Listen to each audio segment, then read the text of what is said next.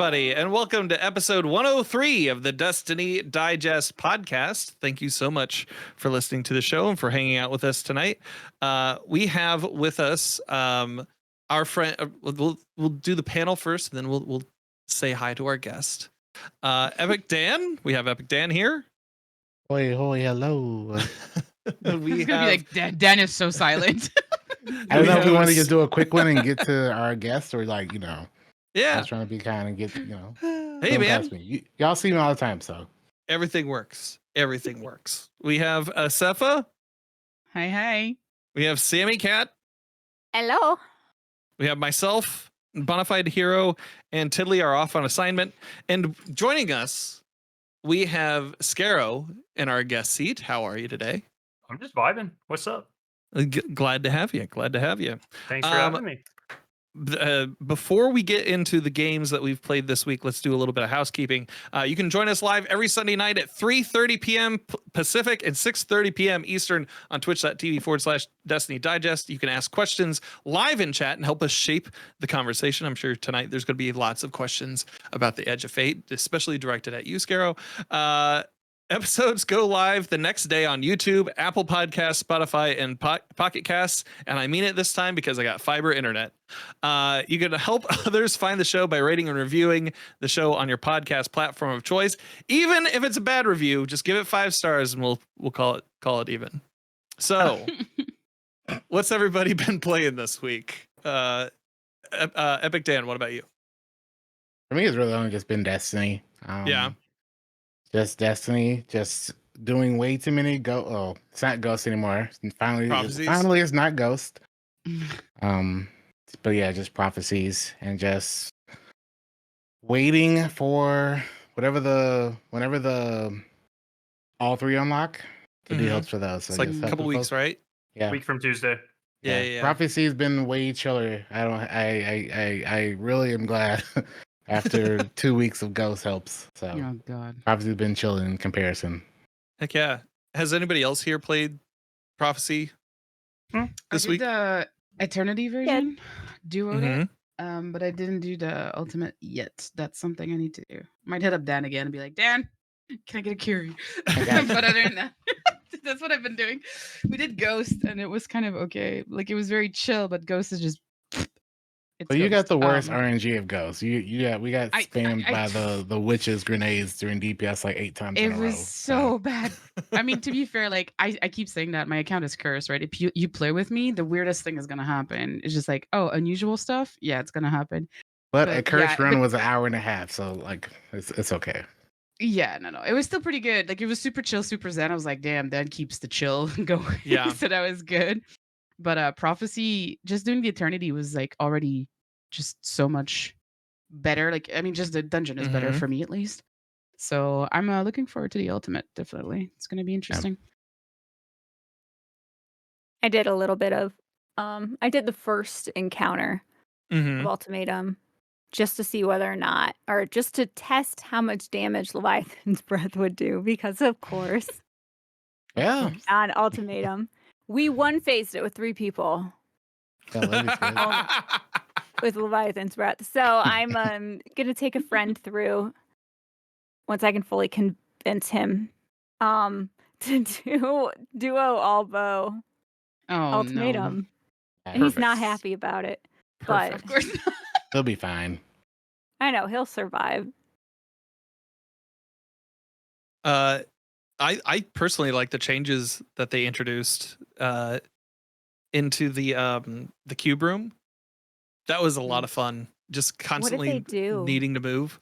Oh, the knight. Yeah. For Ultimatum, it's there's a knight. Yeah. There's an unkillable knight in there, and it just chases you around, and it just it's homie back from it just keeps rolling. Festival of the Lost. I want to Miss play homie. that so bad. It's also an Eternity, by the way, Sammy. He's not as, I mean, he's still scary, but he's not as annoying, I guess. You get to kill him at the end, so Yeah. at the end of the cube room, so There is But some you justice in this world. Gotta get someone to get me there. Homie chasing you around. Wait, is it timed? Yes. And It is yes time. and no. You have to get through all of it. You have to kill the 2 phalanxes or whatever, the Taken guys. Mhm. After you kill them, the timer goes away. So then you can bow away at them if you so please. You can I wonder also if- hide a little bit in that like basement area underneath where you spawn in that final room. Yeah. So Yeah. you're actually a lot more safe than you think in that last one. That is my absolute favorite dungeon encounter out of all of them. Out of all 30 encounters. Cube Gotcha. room, really? Yeah. It's a Because I cool have to be a mechanic. badass. Yeah. Did any To of be a you have to badass. solve for the ceiling? Did in any of your runs, did you have to solve No. for the ceiling? I haven't done a single ceiling. Okay. I think they fixed it. I don't know fix it, but yeah, I've not noticed that the ceiling isn't even a thing anymore. Probably Yeah. because of the time. Because imagine the Oh, God, ceiling. yeah. You know, I get Yeah. why they took that out for Yeah. teams. So that was a surprising one. That was I was surprised that you didn't have to solve for ceiling.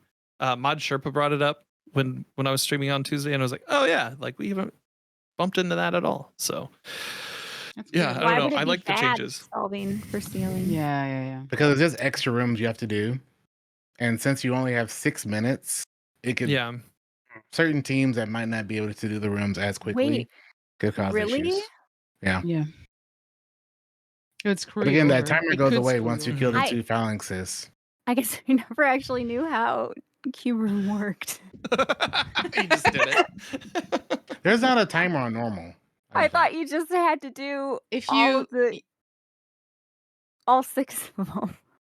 No, if you- well, Anyways. sometimes it would it's more. send you. It would Send have you like a more. thing on the top in the middle, on the top of the ceiling, and you would have to do extra sides. I guess it was Yeah. their way of doing like a Rubik's cube, kind of a Rubik's cube. Yeah. Not too sure. I always loved that one because you could pick what you dunked into. Yeah, but it was like an additional one on top of it. I didn't know that. Instead of But That would have yeah, been for this really one- annoying to do with 6 minutes. You get bad RNG and have to do Oh, dude. instead of yeah. 6 sides, 9 Right. sides. I don't know. Oh god, no, that would have been a bad idea. They don't have Yeah. the Eternity doesn't have a timer. Right. So Okay. maybe you could get it there, but who knows? Let's check. Yep. Let's try. I know what I'm doing Skarrow, tonight.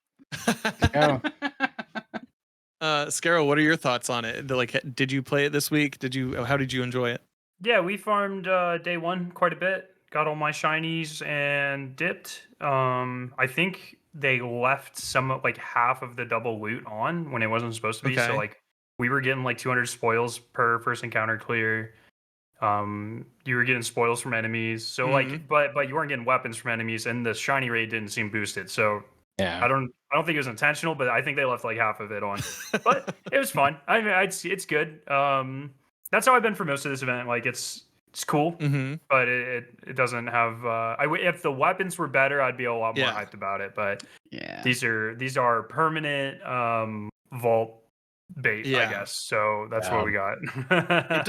It doesn't have the like it doesn't have the calling to me like Pantheon did.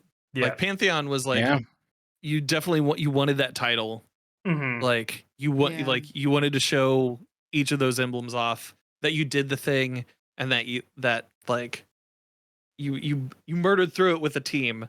And Yeah. like this Mhm. one I can take it or leave it.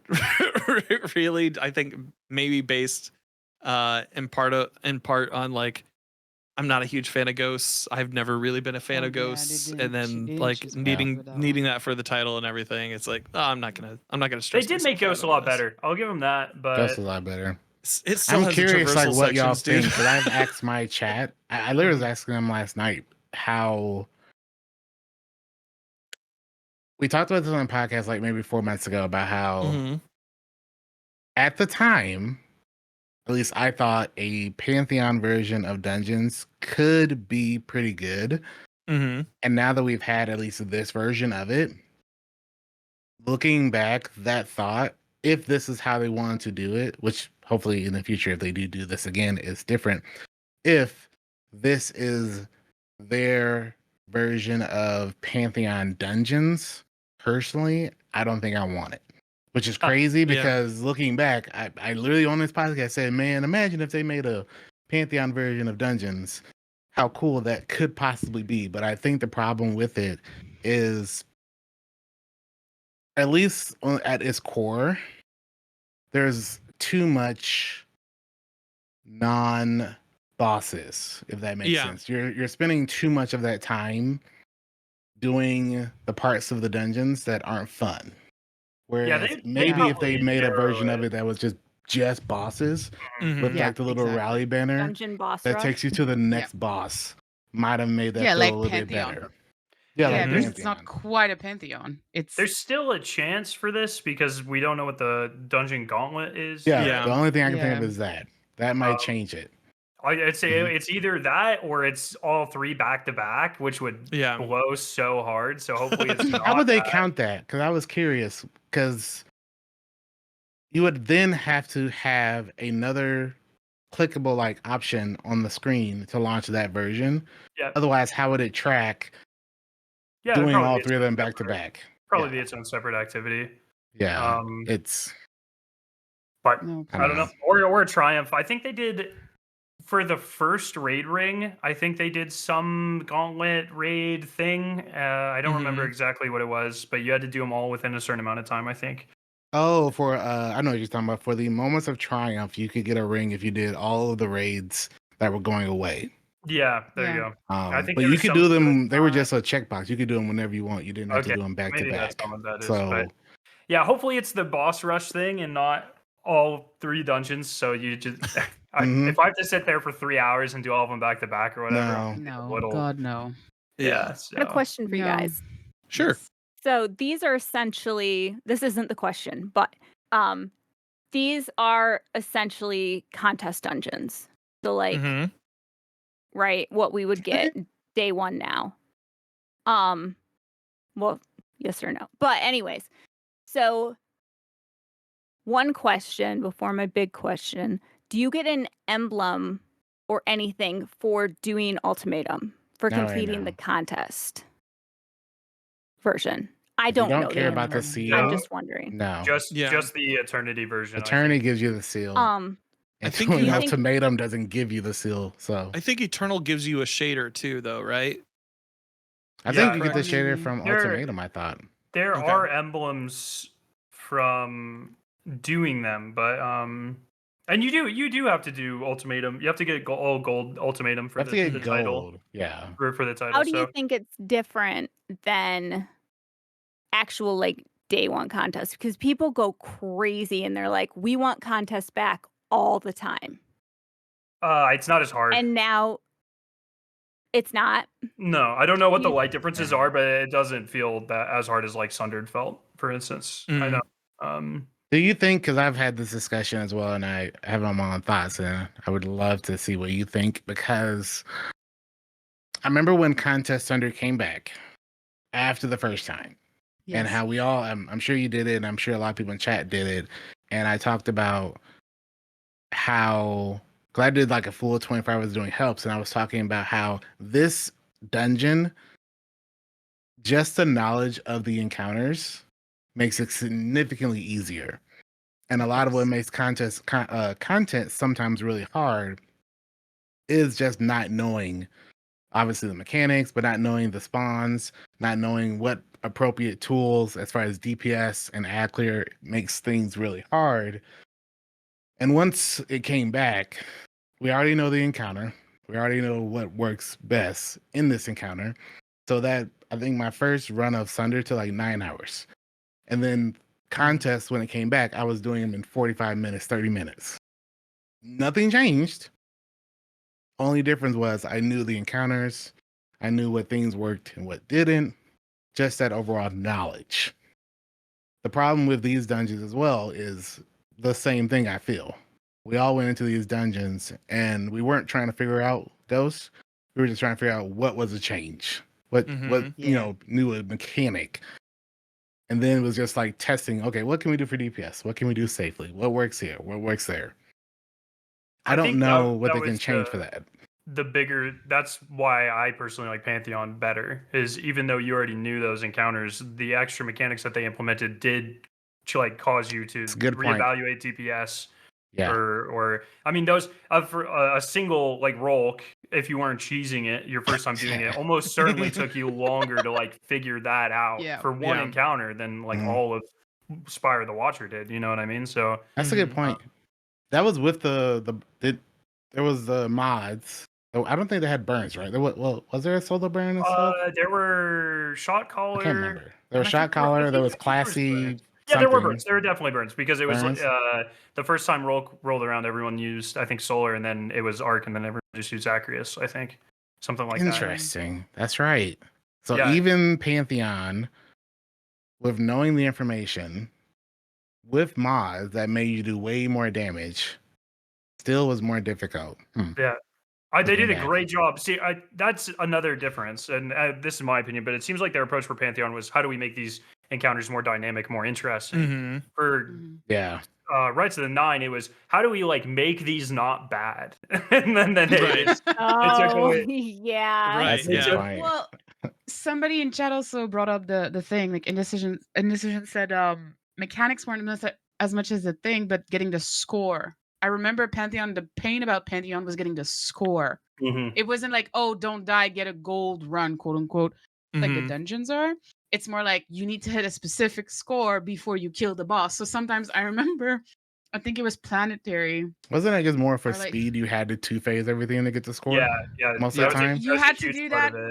So I guess it was min-maxing and optimizing as a team. It was it was a bit of a pain in that regard. I remember that. I was like, seriously? Like the score? Like because sometimes you either hit the score, not the time, or whatever. Like you would hit one, not the other, but and then you would hit you would hit the time but not the score. I remember Planets was something where you could hit the time, not the score. And Planets you had to two-phase to get it, otherwise you wouldn't. It was like really it was really painful. So I don't know. I only asked that because I'm like, what would? Yeah, that's what I'm saying. I was only asking because what would they need to do? Because they definitely are going to look at the information. They're going to look at our responses.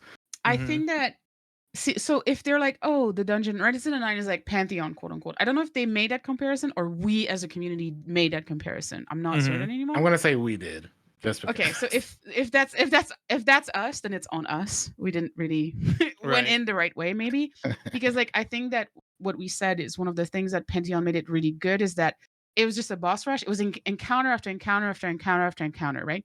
And one of the biggest issue with the dungeons, specifically some of them, looking at you ghosts, the traversals kind of kill the momentum of it, right? Because you're like, oh, you go to the encounter, you do the damage, you kill the boss or whatever, and then you have to go through the whole traversal. 10 minutes in the water.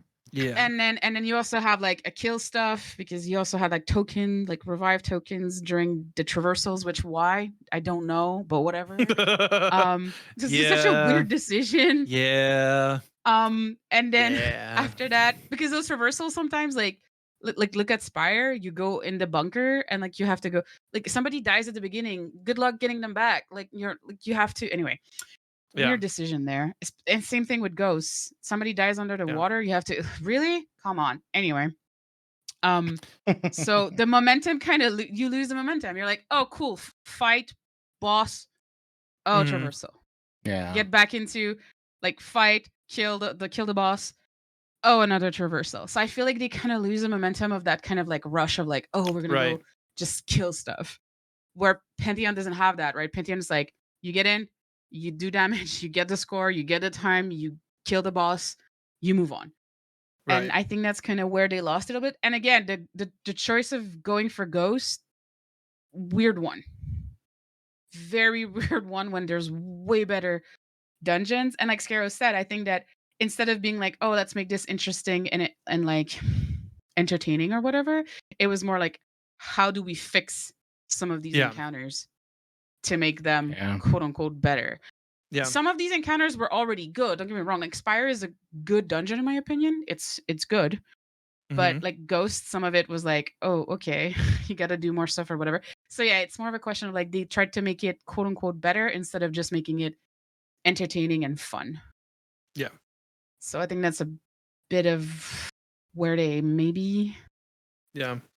A bit of a letdown. I wish that they would bring back, or they would not bring back. I wish that they would take some of the changes from Ghosts. I didn't run Ghosts. I'm still trying to get the master. 2 deaths away from 1,000. Anyway, I wish that they would bring some of those changes to the actual dungeons, that they would port them over to the dungeons. Yeah. Because I hate having to do 4 of the dunks for the first encounter. It's my third Is there a reason they don't do that, you least think? favorite. I think they would have to write different code into it, from my understanding.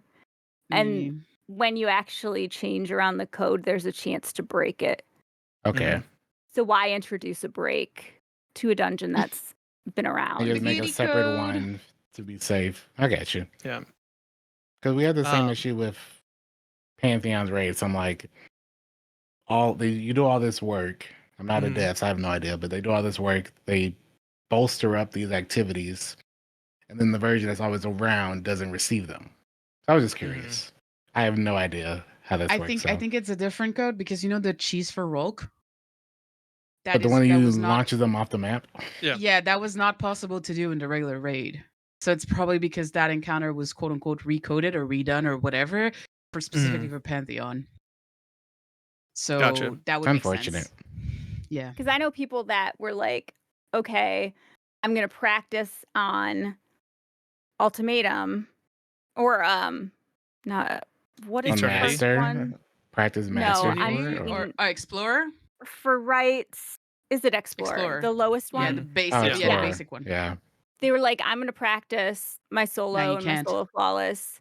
And then they went over and were shocked that they had to do more in the first encounter. Interesting. Because Explorer is really like what the dungeon is right now, but slightly. Oh wait, Explorer is like the normal version. I thought it was. Yeah. It's exactly like the normal version, but it has like some guiding stuff, right? Okay, I haven't done Explorer, so I didn't know that. Dan, I told you to do it. I don't know what. Why would I do Explorer? I have no idea what fun. they're talking No, it's really well done. Yeah, no, but I know how to do it. I'm not going to waste my time. I'm doing ultimatums. I didn't know that they were using that version. He skips to the hard stuff, guys. He skips to the hard stuff. Okay. So I did it. I did it because I was like, I want to see what it's like. And then I ran the whole thing. It's slightly easier. I don't really like enjoy doing solo dungeons or whatever. And I was like, oh, I did it. And the only part I died, I told you that. The only part I died is the stupid ass fans. Remember that? I told you that. I was so mad. I could have done a flawless and then it was stupid fans. Anyway. And so it's really good. It's really well made, but it's like it's just kind of pointing you in directions. Instead of it doesn't quite tell you everything, but it's more like nudging you. So it's really nice for that. But it is just the regular dungeon, the regular version that we have, but slightly just not using the updated version from Pantheon from Resident. Yeah, no, there's no new mechanics. That's the part that I didn't connect. Yeah, it's just basic ass dungeon. Yeah, slightly easier with just some roam hints and nudge. Yeah. That's all it is. So yeah, I can completely understand why people are like, this is kind of weird. But yeah. Yeah. I know. I just want it to be 3 instead of 4. And I want them to deal with the shields. Oh, well, good luck That's with a that. selfish thing, though. I want Gotta go into ultimatum for that shield. I need X-Heart to not... Oh, God. Yeah, well, yeah. So... Ghost is a thing. Oh my God. So we talked about prophecy. We talked about Ghost. Sammy, you said you in the notes here it shows that you've been playing Clair Obscur and Halo. Oh my God, yeah. Yeah.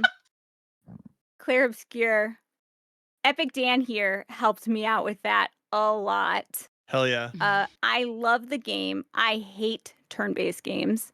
Let's go. Hate them. Sammy was ready to write it off, so hearing that right now is amazing. I hate them, but and I this is my first parry game, so and I haven't dodged once. Pretty excited about that. Congratulations! But I did over level.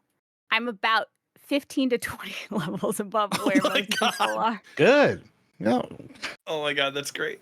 I can one-shot most of the enemies I run into because there's this build where you can explode as soon as you get into battle. The So I nuke did build. that. Let's go. I made so I'll go in and it's a 1 second death, 1 second battle, and I get like Yeah. Mm-hmm. it's beautiful. It's amazing. So basically it takes away the turn base because it's just my turn.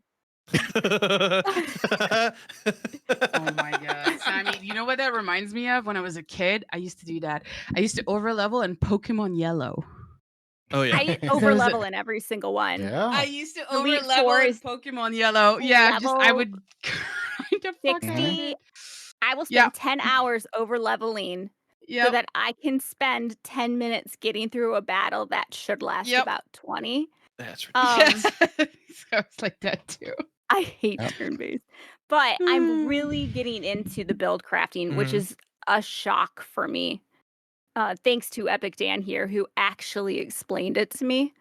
I was It getting was very hard because I did not tilted. want a back seat, but I was like, Sammy's got to at least understand what's going on. No, it helped so much because 'Cause- now I'm really interested in it. Mhm. And the Mhm. game, a lot of people are like 9 out of 10, 10 Mhm. out of 10 for the game. Yeah. But the game does a lot of stuff that's bad.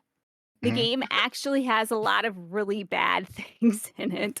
One of which is build crafting is so important Mhm. in a lot of ways and so interesting with a lot of depth, but all they give you is a one-time like little menu tutorial.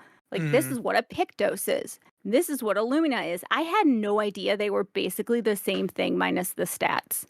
I had no idea because the game doesn't explain it, and the Mhm. way that when you apply things, you have to go to different menu screens. Yeah, that was Um, confusing for me So as you well. can't see what all is actually equipped at the same time easily. It's very, very confusing. It's very, very bad. I love it, and I hate build crafting in just about any other game. I think it's a waste of time. But this one Yeah. I'm really getting into. So I'm enjoying Wait, you that. hate build crafting?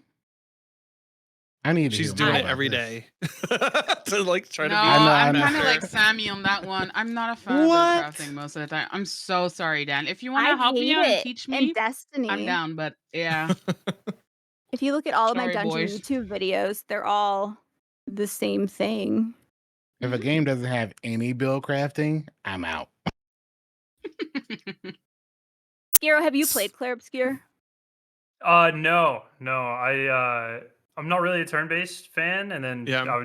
and then chat was like, "Oh yeah, it's like you can parry and dodge and stuff," and I was like, "Oh, like Paper Mario? That was in your door? I love that Yeah. game." And then Straight It up. what I doesn't did, feel like turn-based, except for the fact that it is. It's more reactive turn based, is what I've been calling it. Exactly. but when I drew that comparison, the chat's like, "Yes, exactly." I just went back and now I'm playing Paper Mario again. So I respect that so much. I was like, man, I haven't thought about that game in a decade and a half. So let's do it. So that's been my off-stream game. It's been pretty good. Nice. That's perfect. Let's go. I played a little bit of Night Rain this week.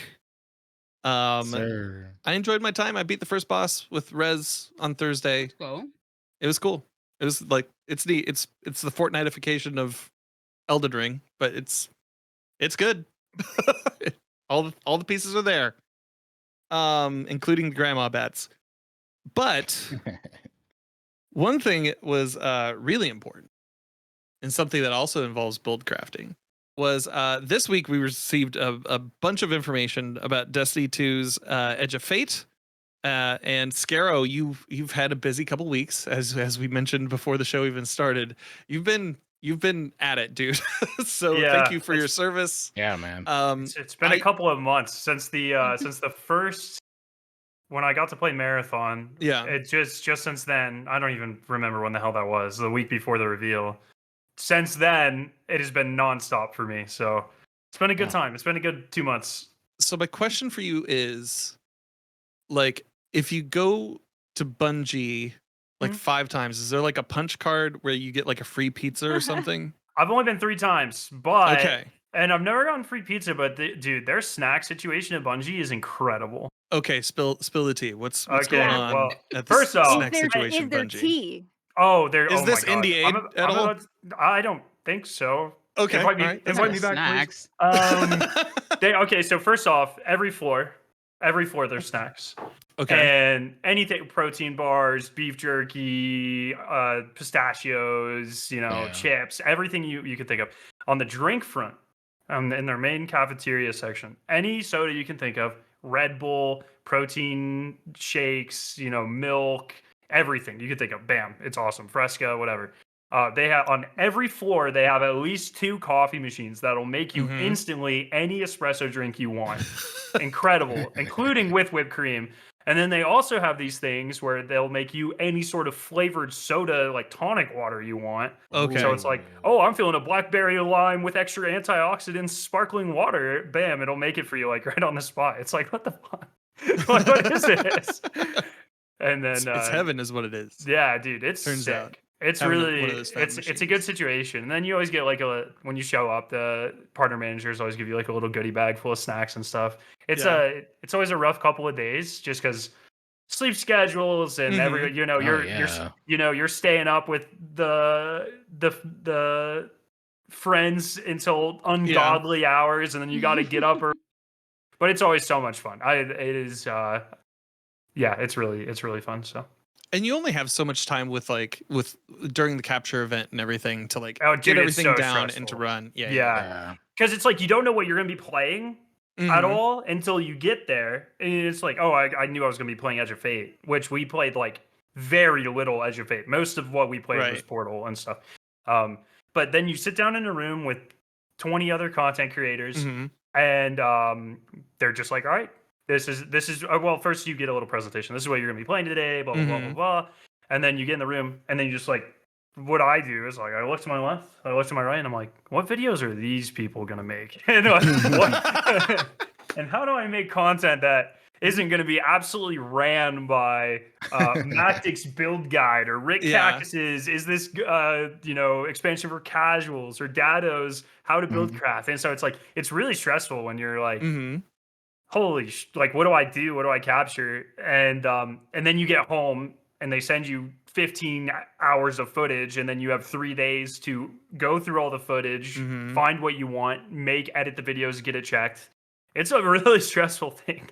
It was a lot easier with Marathon because it was like I can do whatever I want. You know what I mean? Whatever. But when you're going with a bunch of it, this was my first Destiny trip. And when you're out there with a bunch of established Destiny people that just like you the algorithm will favor them over you every time. Like me, it's like super stressed. Like, oh my god, okay, how do I make it so Bungie doesn't think they wasted money bringing me out here? And then how do I make content people will enjoy? Right? And that's kind of so very stressful, but very fun.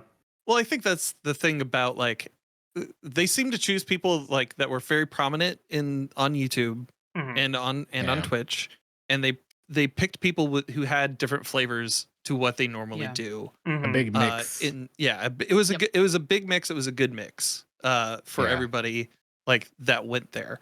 So my question to you, like this was posed to me.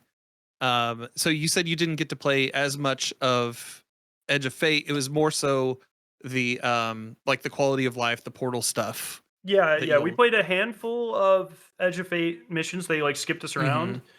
Because Edge of Fate has like an insane amount of missions, like 14 or something. Okay, that's cool. And 14. But it's like really? so the way they're doing it is like it's like 6 or 7-ish of my number. My numbers are all hand wavy. Are they all like campaign ones or like is this including all the 6 or 7 of them are like your normal 40-minute campaign missions, and then the rest are like 20 to 30-minute smaller missions. Okay. And those are kind of peppered throughout. Yeah. It is like even time wise, it's definitely one of, if not the longest Destiny campaign though. Like I'll stand. I only played like a handful of missions. But if they're all as long as the ones I played, because we played mostly the short ones, we played one long one, but mostly short ones. Holy, there's so much campaign content here. It's crazy. Like I don't even know why they aren't talking about that, but it's because you do a couple missions, it branches into 3 stories, and then once you do all of them, it culminates. And so we did the first mission, and then we did some of the missions in one of the arcs, and then that's all we did. And then we got to spend some time on Kepler and stuff. But it was Cool. they're also very like I was trying to explore a lot, secret destination full of secrets. I'm the secret guy, so I was trying to explore. And there were like multiple times where like one of the engineers would come over to me and be like, I'm just gonna fast travel you back real quick. It's like, are you serious? So yeah, that's it's fun, but most of what we got to do was like Portal stuff, solo ops, and messing around in the new gun range and that sort of stuff. Yeah. So this was a question that was asked to me by Revenant, actually, like earlier this week. He said, like, are you more excited for the expansion editions or the quality of life changes coming to Edge of Fate? That's a really hard question because we don't really know that much more about the expansion editions than like everyone else. I talked about this in a video I put up today, but like I don't know if Kepler has a strike or an activity or anything. Like they haven't marketed it. They didn't talk to us about it. I have no idea. As far as I'm aware, the only things coming with expansion are the destination of Kepler, and the campaign and the raid. And that's all I know. Right. Yeah. And I guess like the exotics and stuff, but it's there's no lost sectors as far as I'm aware. There's nothing like, so I don't really know what's coming with the expansion. But on the other side, the core game stuff is literally changing what Destiny is and what the hobby side of Destiny is. And so like I'm very excited for most of that, I would say. What piece of that are you most excited for? God, the thing that they've been doing over the last year, they're incentivizing grind again, shiny weapons and harder titles, finally getting rid of crafted guns, like these sorts of things. That's the further they delve into that, the more excited I am. So I love the tier 5 system, just like everyone. I'm a little apprehensive of the fact that it, the new gear gives you higher damage resists and weapon damage. The reason I'm not really talking much about that is because we don't know like what that time scale looks like. Like, are you gonna have to grind out something every 6 months or every year or whatever? I don't mind being asked to grind out a new set of armor every year. I think that's more than reasonable, to be honest. Yeah, like the core, really they're focusing on shiny weapons. I think that is so sick. These mini events, things that change up how you play week to week, and really incentivize like different types of grinds and stuff, and mastery over the content is something I'm really excited for. So yeah. Heck yeah. So one of the things that I'd heard, so I listened to the BFG podcast this week, and you mentioned the Predator gun. Yes. Which is that scout rifle that has the 3 dots on it. The third iteration. Yeah, the third iteration. Where does that sit in the grand scale of all the exotics that are coming for you personally? I mean, the version you're going to get to use, I assume, will not be anywhere near what we used. We used a busted version of it. Definitely up there with Barrow Dyad and Outbreak in terms of like just raw damage that it puts out as an exotic primary. Just disgusting. It's hard because we didn't have a lot of time to like run damage tests. Right. I'm telling you, like my build that I always use, which is a Baron Action, Mountaintop, and an Eager Edge Sword or whatever. And that sniper, which is a primary ammo weapon, was out DPSing Recombination Mountaintop, like without a doubt. It was just like frying enemies. And the way they talked about it was like it's probably going to be nerfed pretty heavily before everyone gets their hands on it. Like the first day, we meet in the lobby, we have refreshments or whatever. They take us into this is what, and then as we're leaving, Ben Womack goes, and let us know if you think the scout rifle is a little too powerful because we're going back and forth on that. And it's like, oh, that's the last thing that he said. That's like the first thing we all checked, and it's like, oh yeah, it's kind of fucked. Like it's so. Yeah, it's a shame. I kind of hope they let people use the busted version of it for a little bit because it was really fun, but we'll see. Yeah. Folks, the floor is open to you guys. We talked a little bit about it before we started the podcast, and you talked about the grind a little bit, right? You're happy about the grind being back in Destiny or coming back in Destiny. Mm-hmm. But I just watched your video earlier about like the 5 things you were kind of concerned about with the upcoming expansion, and one of them at the end was you were saying you're really happy about the grind, it's going to be interesting, but you were saying also you don't know how the community is really gonna like react to it, because for a few years now, the grind hasn't really been a thing in Destiny. They really kind of simplified things and made it like very much more streamlined for stuff. And like I said, I used to grind. I used to have people that I used to grind with, and they're kind of maybe not gone fully, but they're not really grinding anymore because, well, there wasn't really much to grind for. And I also stopped grinding. So bringing back the grind, and it seems they kind of want to go in full force with that from what I've seen from like a lot of different content creators, yourself included. Yeah, like your point was really valid. I was like, ooh, I don't know how the community, the vast majority of the community is going to react to, oh yeah, you have to grind now and like grind again like it used to be. I think their approach is interesting to this because, you see a lot of people saying like, oh, tier 5 weapons don't seem that much better than tier 3 weapons or whatever. And I think a lot of that is intentional because they want to reward the people who will put in the time and who will grind. But I don't think they, at least initially, I think they're trying really hard to not alienate people who need to get back into that mindset or whatever. So I think there's still like, it's sort of like when adept weapons first came out, and it was truly like, you go flawless for these or you're not getting them. Then I think GMs came slightly after that. I don't think they were originally GMs though. I could be wrong there, and they might have been out at the same time.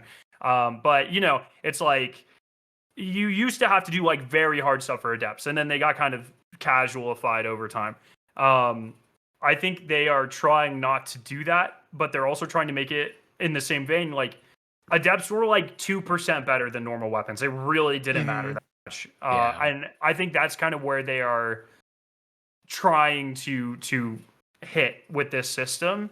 And then I think the flip side of that, or maybe the other additional things, is if you hit those higher light levels, which requires more grind, I think you'll be able to do like harder content that might have like further incentives. We don't really know what the epic raid is about or whatever, but I assume that'll be locked behind a higher light level. It'll have unique rewards. Based off of what they told us the first time. So I think there's going to be, the two-pronged sword is like, the rewards like at face value aren't that much better for grinding. It's mostly cosmetic with the tier 5s. But maybe it'll unlock different gameplay experiences and stuff, which will act as an incentive to get people grinding a little bit more. Yeah, we'll see. Like I think Reddit will freak out about it no matter what. Don't worry about that. For sure.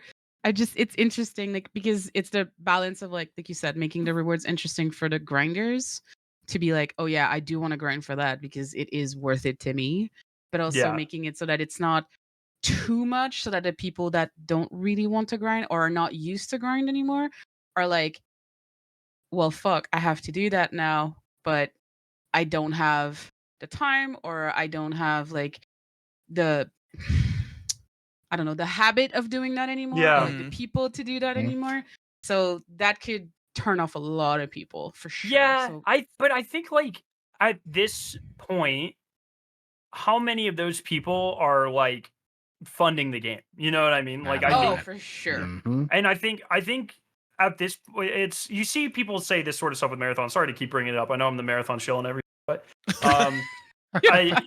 you see this a lot where people are like, oh, if Bungie wants this biggest game ever, they'll, like, at this point, the way I'm interpreting this is I think Bungie's kind of done trying to make these huge games. I think they want to like fairly niche but profitable games with Destiny Marathon that target smaller but very passionate and loyal fan bases. Because like sure, they hit insane records with Lightfall and Final Shape and Witch Queen, like population wise, but what, at the end of the day, what good did that actually do them if in 3 months the population hit the next low? Exactly. That's fair. I already tried that, so and it's and if you look at it, like, so many other parts of the game are suggesting to me that they're going more towards making it a much more hobby like experience, like with the shorter week-long events, like more mobile game style events with heavy metal and Arms Week, and things like that. Like I think they're really trying to just like, hey, you know what? If you want to get lost in our game, you want main hobby, here you go. And I think that's what a lot of people have been asking them to do for a long time. But we'll see how it manifests now, a decade in. We'll have to see.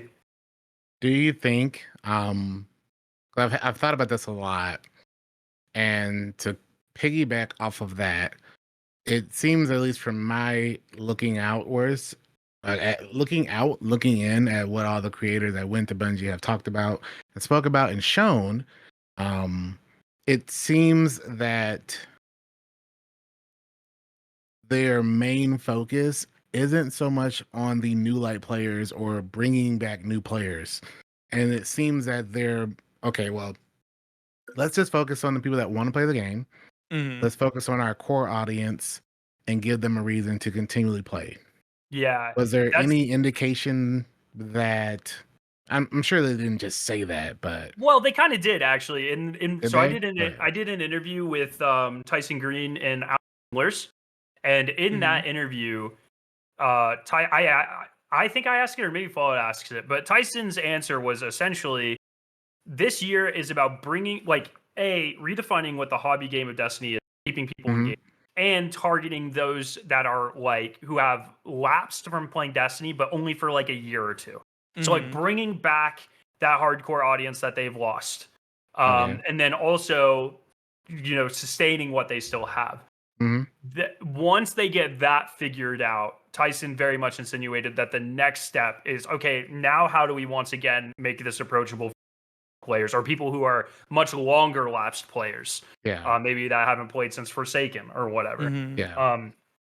So yeah, I think all of these systems are very much like tailored towards this audience here, in a way, at least, or that's their goal. So, which is makes sense. That's my hope, though. They've been trying to, you know, you can once again casualify Destiny for so long, but like it never sticks. And then all of us who actually play the game, we are now negatively affected by these changes because weapons are 20 times easier to get, and there's no long incentive to play things and stuff like that. So, and GMs are jokes; they're literal jokes now. Yeah, and that's like that's. I thought it was so funny because Milo and I were Mr. Off Bungie. He was like, "Yeah, man, people think GMs are too hard. I don't know how they're gonna get away with it." Milo, dog, you have no idea. Like, these things are jokes. People solo these in 2 minutes with their eyes closed. Like, Nah. Back in my day, we had hard. They were hard back when they first came out. Yeah, I remember. Oh my god. Did they? Speaking of like the loot grind, did they speak to like to crafting weapons? They did not speak to crafting weapons at all, which makes me think that they are going to continue to move away from them from a main acquisition source. They spoke about this. I don't even know, like in the preview articles like 8 months ago or whatever, where they're like, crafting isn't going away, but we're going to use it more as like a catch-up mechanic. Right. Yeah. Which I think personally, that's how I think crafting should be used. Catch-up mechanic, or to revitalize old content that no one's doing anymore. I really like the raid refreshes. I think that's great. Yeah. No new raid should ever drop with crafted weapons, period. I don't even care. Like, literally put me on the front page of Reddit, have people come campaign outside of my house. I do not care. Crafted weapons do not belong in new raids. It just doesn't have. It just shouldn't exist. So, I don't know what that's going to look like. They obviously didn't talk about the raid. But I mean, they've been they completely ignored it. Like they did not even publicly acknowledge the backlash of not having craftable weapons in Revenant. They doubled down on it in Heresy, and now they're continuing to not speak about it, which I personally think is a good move. But we'll see. Turn a blind eye to it. Quite a few of you guys got early access to the game, specifically to look at the new game features, quality of life, all of that stuff, to go through builds, see the differences. And there's a lot of differences, a lot of big differences. So you got to play around with that. You got to capture it. You have to understand it. What about the people who are going into day one raid race who didn't get that opportunity, who have to learn that still? Do you feel like there was an advantage to you getting that opportunity? No, not at all. I mean that you have to understand. Like it is, these capture events are being locked in a closet, flashbanged, and then told to get stuff. Like all your senses are disoriented. Your ears are ringing. You have no idea what the hell is going on. You're jacked up on caffeine because you just had 3 Red Bulls. You're trying to stay awake. I mean, and it's everything that we know is now very public information. I mean, I think I did the most in-depth breakdown of the new stats. I have a spreadsheet that's floating around that has exact percentages based off of to the number how many points you have in your armor and every stat. There's only 4 achievable armor set bonuses. There's literally not a single piece of information regarding build crafting that I know that is not public. Like, period. Yeah. But you had the opportunity to play with it, to go through it, make your own builds to test. Probably not in that time. No, you don't. You wouldn't have had enough time to test that. Okay. All right. Now, when his choice was like, let me test this in the shooting range or get a lot of recording of a lot of content to share. Like, the only person there that's doing that is maybe Mac, and I don't think he's on a he might be on a day one team. I don't know. I don't, but he's not. The only super, not to discount anyone, that would never be my goal, but the only quote unquote super competitive day one people that I have in my mind that were there are me and Dado anyways. Salt wasn't there. None of the tier 1 people were there, any of that sort of stuff. So gotcha. But no, it's not. Even then, you couldn't probably spend time getting the information you probably would have needed. Yeah, for a day 100%. One race. Yeah. I mean, all the important stuff is what do the exotics do? What do the stats do? What do the class set bonuses do? What you wouldn't have had the sandbox changes either, like whatever sandbox changes. Some half of them, not all of them though. Okay. We had the fragment changes where consecration and knockout only give 1 each. That was active in the build we played. But also, all the numbers are do you know how crazy it is to go from what we play to being, once again, thrown into this room and a flash being thrown in there, and then we're hitting enemies for 11 damage. It's am I doing something wrong? Is this normal? I feel like that's something you should expand on some more for our audience, because that's going to be a big change to them. When you're used to seeing 100,000s, 10,000s, now you're going to be seeing 1 to 400s. Yeah, a couple hundred. Can you expand a little bit on that for them to understand what they're going to be going into? So your light now is 2020 or whatever. We are going down to 10, and after the campaign, as a starter. As a starter, okay. The new power floor is 200. So likely the legendary campaign will bump you up around to 200 to 220 or whatever, and then the mid-season cap is 450. So you will likely be in the, if I had to guess, at most 250 range for the raid, maybe 275. We don't know exactly how the light grind works yet. That's something that I wanted. So historically, people have gone around grinding out bounties for any kind of advantage that they can get on that first week. Do you see that being a thing for I mean, for Edge of Fate? The bounty prepping for the artifact. Yeah, for the since Witch Queen, the bounty prepping has exclusively been for artifact bonuses. Because of contest mode, right? Well, your light doesn't matter. They cap you anyways, and then the legendary campaign just gets you to that. This artifact's pretty good. I mean, it's not as good as the one we have now, but you got a lot of frost armor in there. You have a lot of additional ignition sources in there. You have if something is affected by a stasis or a strand debuff, then your solar weapons do additional damage. Those are the sorts of things that I would say, if we only us knew about, that might give us a slight advantage in the day one. But we have made the artifact very publicly available. I don't. Yeah. And so I don't know. Sorry, I know I'm stuck on that question, but it's just so much is about like Oh execution no, and it's not I know it's a knowledge. huge thing. Mhm. I know quite a few Yeah. people were talking about it, quite a few creators. Yeah. I'm I would not be familiar what goes into day one I raids, wasn't like gonna on a bounty prep for the raid competitive until level. I saw it because there's certain things you want to have yeah. for a day Mhm. one raid. It's like it could be a difference between like you just said, like the dust, the stasis increasing solar damage. If you Yep. get in a situation with a raid boss where we're using solar weapons, well, we want to make sure we take advantage of artifact. Someone tosses a dust field or whatever it ends up being. That Yeah. could be a difference between a 3-phase or enraged wipe. Could be a difference in a lot of stuff. 100%. 10 or So that's 15% extra damage in a day Mhm. one is literally everything. So Yeah, Yep. because didn't your team get to final stand on Witness pretty quick, and then you just didn't yeah, that was more have of a the damage? that was a skill issue. But yeah, Sammy's that was rubbing dirt in the wood. a number of us, including myself, executed very poorly there. And if It any, was I think there were you just specifically need the three of us that if either any of us did literally 1% better, we clear. And it was like it's just how it goes. That's how day ones I go, thought you you know? guys were like super freaking good.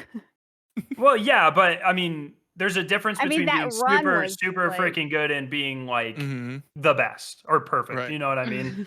And You it's have to like have that's all what's 6 people be on it at be the locked same in. Yeah. time. Yeah, and Right. that's just how it goes. That's not meant to sound cocky or anything, but it was like I Nope. should have. I think about that all the time, and I talk with those guys all the time, obviously, and you know, it's I think I could have done better, and we would have cleared 100%. Look, man, And, not everybody can be the Pacers. Uh, so moving a little bit from systems, what did you think of the location of Kepler? Oh, it's sick. It's really cool. Yeah. We only got to see, so it's like 4 bubbles, Okay. main areas, and then there are smaller areas off of those. We got to explore 2 bubbles. So and parts of 2 bubbles. And anytime we try to go to the other areas, they're like, "Nuh-uh." So Okay. I don't know exactly how big it is. It to me it felt at least as big as the Dreaming City. Okay. Okay. It's also very layered. A lot of the areas are tunnely or building-y, where it's like, you know, you might be 3 layers of tunnels on top of each other. Easily the most confusing and claustrophobic destination. I think that serves the puzzles really well, but there are definitely like there's a new thing that they do on the director where like on the location map where it has lines that are like, hey, you should probably go this way. Like Okay. they kind of give Interesting. you little and there were definitely times where there would be like a loop on the map and I'd go to the right and then it would be just locked, like there's a laser wall or whatever, and then I have to backtrack and go the other way, and then when I completed the mission or whatever, I unlocked that laser wall. And so it was like very multiple ways to get places and things that you have to do and prerequisites, and very claustrophobic. And even the parts that are very outside, you're usually in canyons. So it's very narrow, beautiful location. Very orange and purple combination we haven't really had before. I'm a big fan. There's some light blue and light green in there as well. Very nice. Sick. Yeah. How did you feel? How did you feel the puzzles stacked up against other normal and legendary campaign puzzle that we've received in the past? That's my one nitpick, and I'm hoping it's just because we only got to see some handpicked stuff. But so there are the 3 main kind of movement abilities that you get: Matter Spark, the Metroid Ball.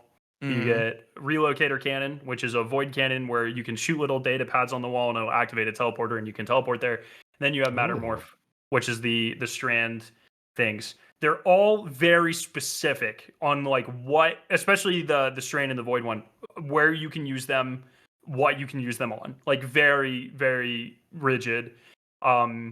Each of these has 3 upgrades. And as you go through the campaign, as part of the campaign, you upgrade them, and then you can do more stuff. So, like by the end of the campaign, you can turn into Matter Spark literally anywhere. So instead of using your Sparrow in this destination, when you try to summon your Sparrow, you turn into the Lightning Ball anywhere. Okay, very cool. That's cool. The puzzles themselves, most of them were like incredibly simple. It was okay, you're walking around and you see a green glow. Usually the green glows surround the vents, and you're like, okay, I must have to turn into a ball and go there. And then you'd find a thing that'll turn you into a ball, and then you go there and you solve the puzzle. Or, oh, there's a laser wall, but on the other side I see the data pad, so I know I need to find a cannon somewhere around here and teleport. Or there's these giant green glowing things. Oh, I must be able to hit that with matter morph and the strand grenades. And they're very telegraphed, very simple. Towards the end of our play session, there were a few, like 2 puzzles that required more than one of the pieces to be used, and there were some timing aspects, and you actually had to search around. But I would say I probably solved 20 puzzles, and they were all like A, B, chess, and that was it. And I was pretty disappointed by that. So I'm hoping there are some. But they did specifically mention that there are puzzles that are only available at the higher world tiers. Okay. So like Patrol has difficulties now, and at the higher world tiers, which we did not get to play, Grandmaster and Ultimate or whatever the hell they're calling them, I don't know where they cap out, because I think only some are available for that Patrol. But whatever it is, there will be unique puzzles, and I'm hoping those are like the hard ones. Yeah. Because right now, that like incredibly simple, the equivalent of in a campaign mission, oh, you need to use the Aegis to like break someone's shield, like that sort of stuff. And these abilities, people have been comparing them to deep sights. I think that is a horrible comparison. They are much closer to relics, where they have a combat thing, they have a movement thing, and they have like a puzzly thing. These all do that. All 3 of these can be used in combat. They're all very good. They all have like unlimited ammo. They all 3 have some sort of movement tech baked into them, and then you can solve puzzles with them too. So it's very it's essentially like we got 3 relics for this. Yeah. Okay.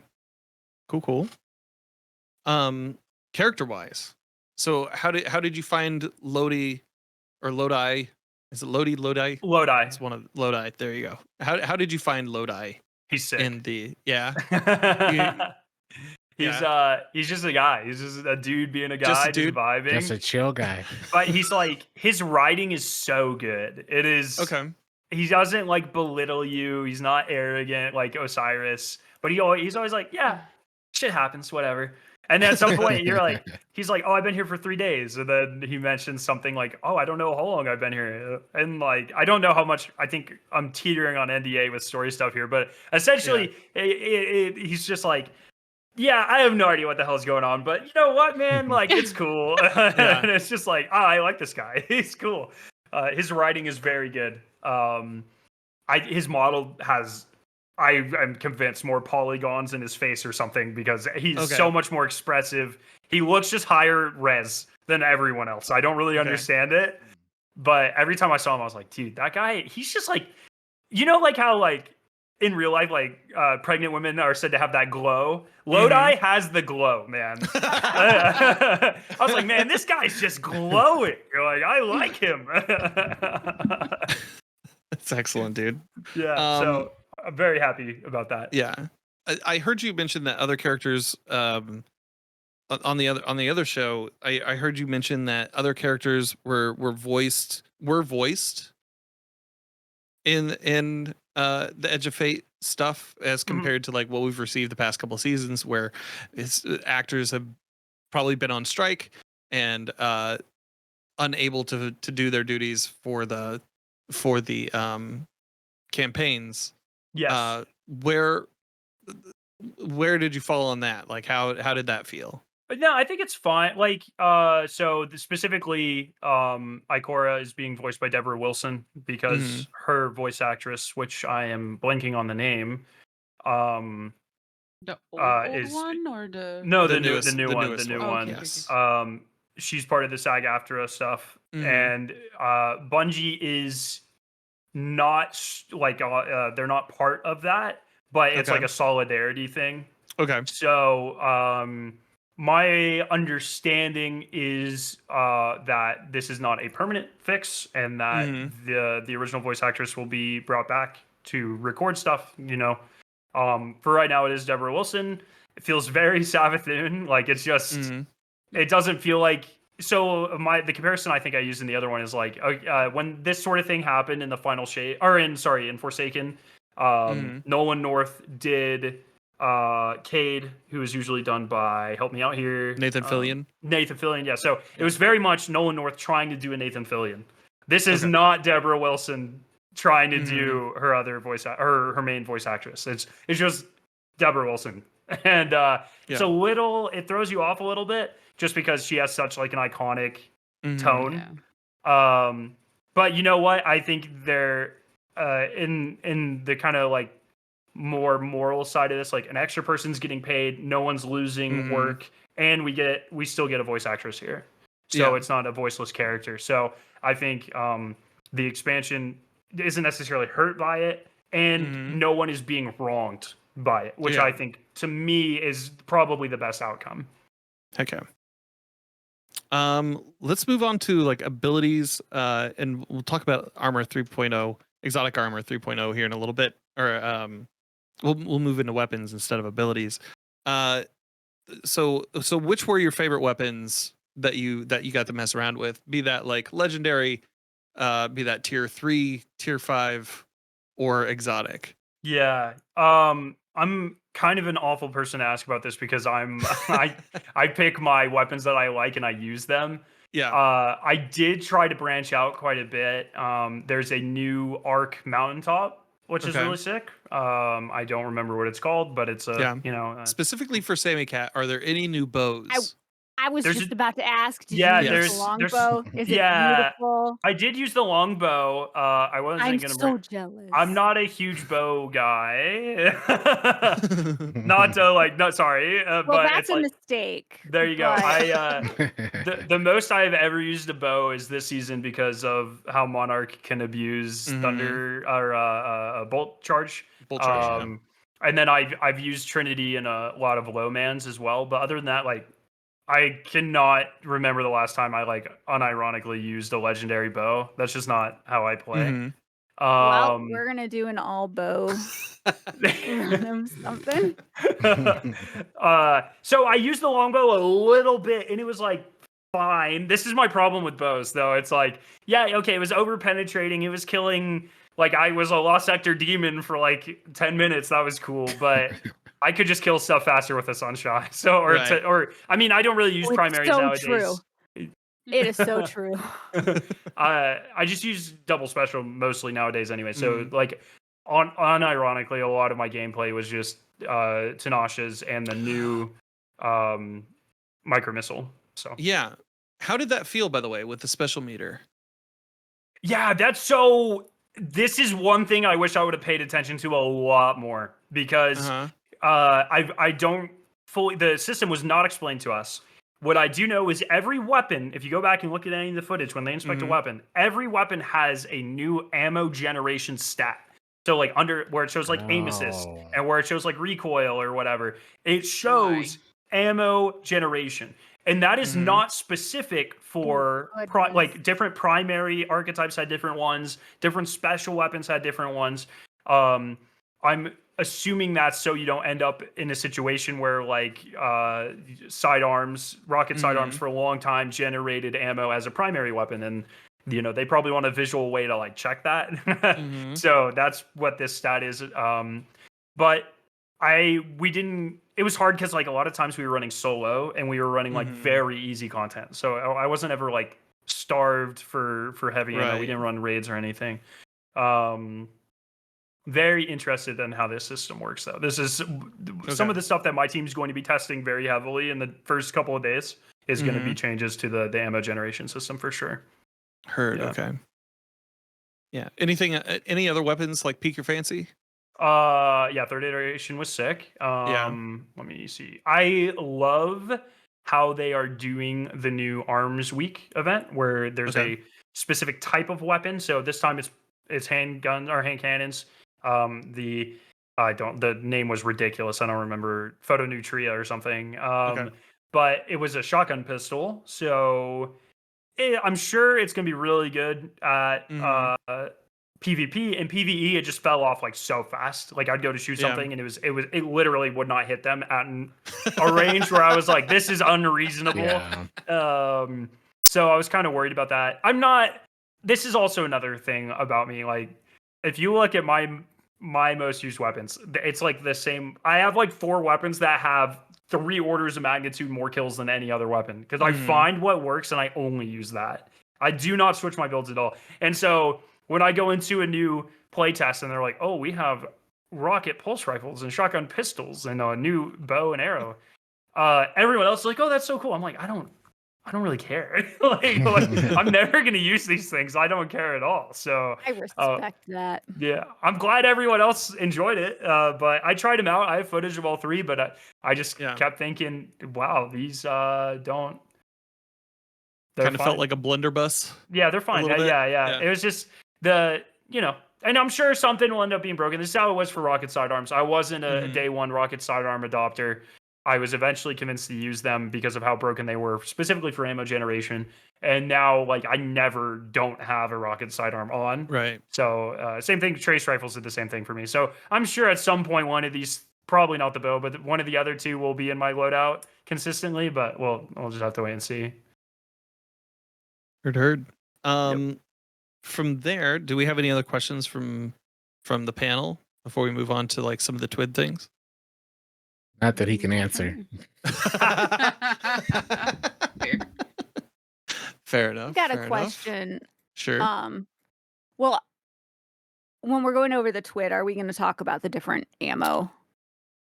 Or not ammo? What am I saying? The stats and stuff for armor. We're gonna talk a little bit about that. Yeah. Okay. I think that. Yeah. Because I got a question about hunters. Are you gonna ask the Mactix question? Hunters are getting that big nerf that everyone's complaining about. Yeah, I don't know. I'm not gonna jump on that bandwagon. I want to wait and see it in game. Yeah, personally. exactly. I just want to. That feels like a huge thing to over. What's the nerf? There is speculation that because the lower you are on a stat, the less energy you get back. There's speculation that you will have to have so much in the class stat for the hunter dodge to actually give you a full charge of melee energy. Okay. Now, gotcha. I will say there were definitely a couple like changes, like abilities that you would expect to work one way but worked a different way when we played. I expect they're also not done tuning this. I'd be very shocked if that ends up being the case when it ships. And if it is, I'll join right on this bandwagon and I'll complain about it. But until I see it, I'm not gonna waste whatever talking about things that probably won't happen. So we'll just My have thing with it isn't as much. I don't fully understand the whole you have to be a certain level. I didn't really look at that. But just the fact that mobility, so we had to regrind. Hunters had to regrind back in season of the Haunted for resilience armor, because before that it was always mobility and recuv, because resilience for hunters just didn't matter. So we had to then regrind all this armor because recuv doesn't matter now. So now are we going to have to go back, since recuv becomes class ability, and regrind a whole bunch if we want to go in with higher class ability, regrind a whole bunch of high recuv armor so that we have armor that starts out as high class.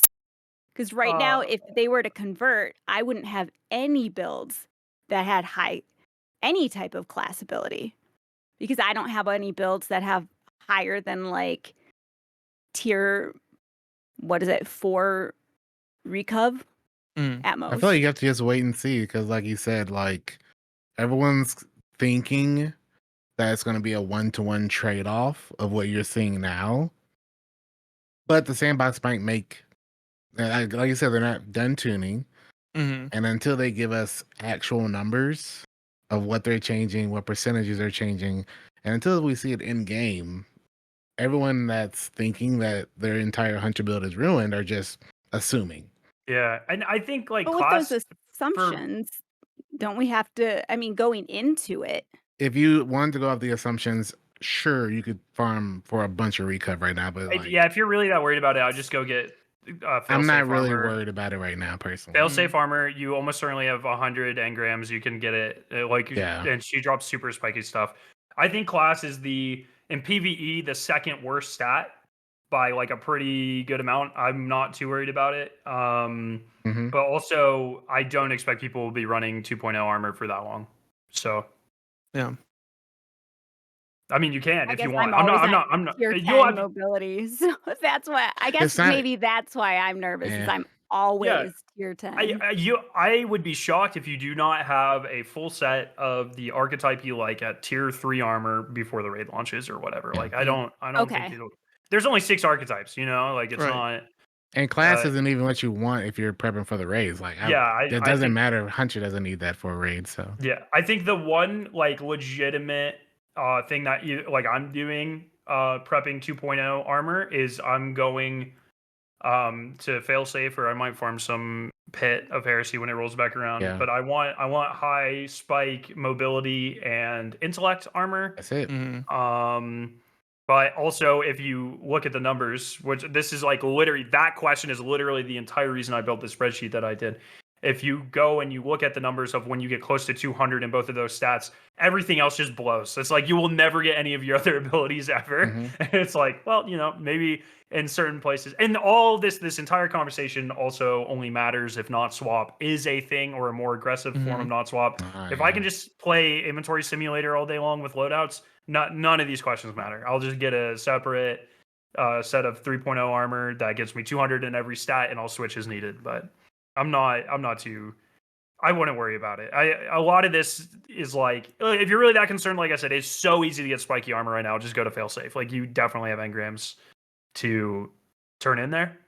And Pit of Heresy will be the dungeon in a couple of weeks, and you can pretty easily farm that too. So Yeah. Cool. Sorry, My just invis. copying some questions here. Your invis will be fine. My Don't invis worry. is fine. Yeah, you'll be fine.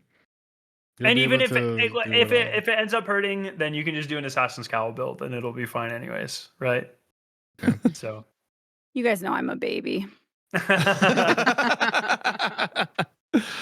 All right, so they answered some questions after highlighting a few of the videos from creators this week.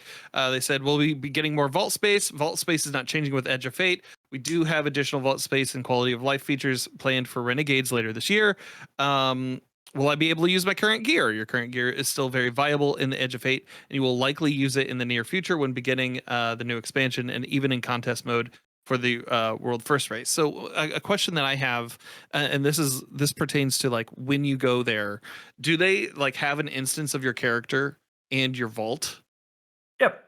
Okay, so when, I don't know if this is part of the NDA or not, when you were interacting with your gear, especially artifice armor, like what tier were those pieces going into those activities? This is and how thing that is, this is a misconception. And let me, Okay. I'm gonna pull up and look at footage real quick, because Okay. I've been saying this, but I just now realized that I've never triple checked this, but I'm like 100% sure that nothing converts over to the new system. It Okay. just exists as it did. I can check Okay. here, because I definitely. What looked I've at my assumed inventory. is that like they're not transferring anything. It's just gonna still be like what it currently is. Yeah, and I know I look at my inventory right here. Yeah, all my old gear, none of it is any tier at all. It is just It's just as it what it exists was today. Yep. Yeah. Okay. Yep. Okay.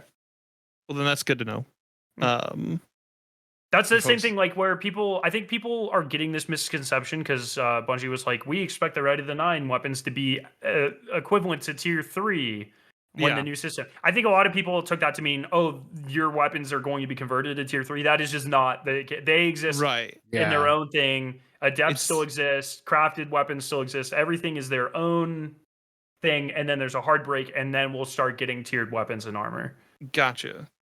At least as it exists right now. Gotcha. So if that's the case, does that, at least knowing that, would someone now say, okay, knowing the information that it doesn't technically convert to the new system and it's just going to be the same as it currently is, does that relieve a lot of the pressure that currently people are spending the next 5 weeks farming for stats like this version of the armor now, you would say?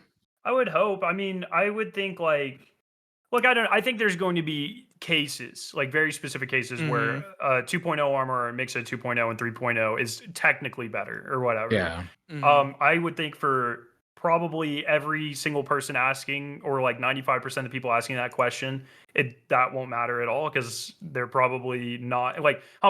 I highly doubt we have every like solo raid runner asking that question all at once. You know what I mean? Yeah, And I think it's only going to matter for low man raids, for specific speed runs, and for day ones. And if it's outside of that, then this new armor system will be fine.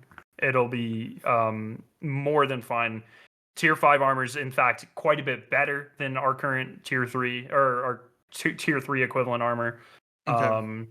And Tier 5 weapons they're like almost purely cosmetic. Like your weapons are still going to be great, so I wouldn't worry about any of that, especially on the weapons side. So those players who aren't doing the day one raid, aren't like doing low mans, they don't have to go out of their way currently. No. I don't want to say wasting time, but like, oh, let me try to do as much as I can to make sure my build that I currently have is instantly carried over. No, I mean it's a fun exercise in like build crafting, I guess, but especially with things like the 12% extra damage resistance or whatever when you're using the new armor. That's as far as I'm aware, game wide. So it's like, and then things like, not all of the armor set bonuses are that interesting. In fact, I think only the Bushido set has an interesting one right now. But between those two things and then the higher stat tiers later in the season, as you get tier 4 and 5, I think 2.0 armor will be irrelevant very soon. And people did this literally the exact same thing when we got armor 2.0.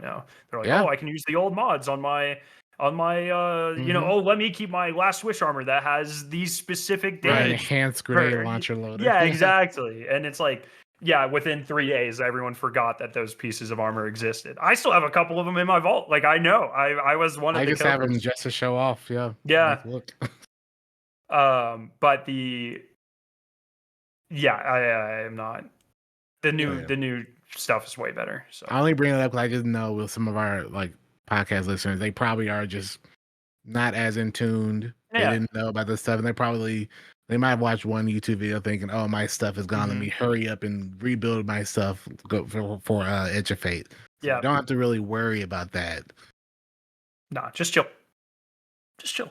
And spending, like I said, if I can't stress enough, if you're really that worried, just go turn in your failsafe engrams. You've been building them for 6 months, and you have them, and they're spiky as hell. So, hell yeah. The next question they had was what new weapon archetypes there were. The spread shot hand cannon, which you touched on a little bit earlier. They'll be doing next developer streams to learn more about the mini weapons coming to Edge of Fate, as well as new perks and more. Is the director going away? We are focusing on a portal as the main hub for Edge of Fate, but the director is not going away. Players will still be able to access activities and locations through it, and Kepler can be accessed through the portal. So they mentioned Kepler can be accessed through the portal. You can't. I believe I heard you say in another instance that it wasn't available through the director.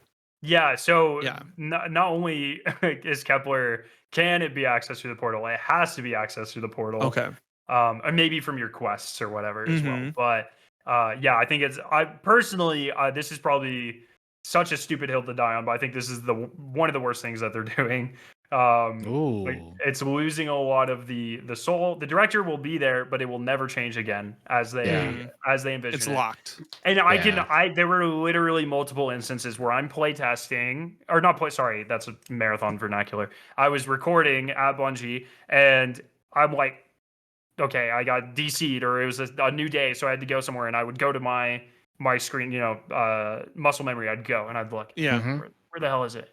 And then and I'd remember, oh yeah, it's in the portal, and I'd go look, and I just couldn't find it. And there were like literally multiple instances where I was like, can someone tell me where the hell this thing is? Like, how do I get to this planet? And if a person that has 10,000 hours in this franchise can't find it, it is such a, and I'm sure they'll make it more accessible or easier to find or whatever, but just put it on the fucking map, man. Just put it on the map. You think they'll roll that back if enough people complain about it? Because if you are having that issue, I hope so. I can only imagine how many people in the first week are going to have that issue. There's so many of these changes where I like, okay, I get it. I get it. But this change, it's not like they're removing the director altogether. It's still there.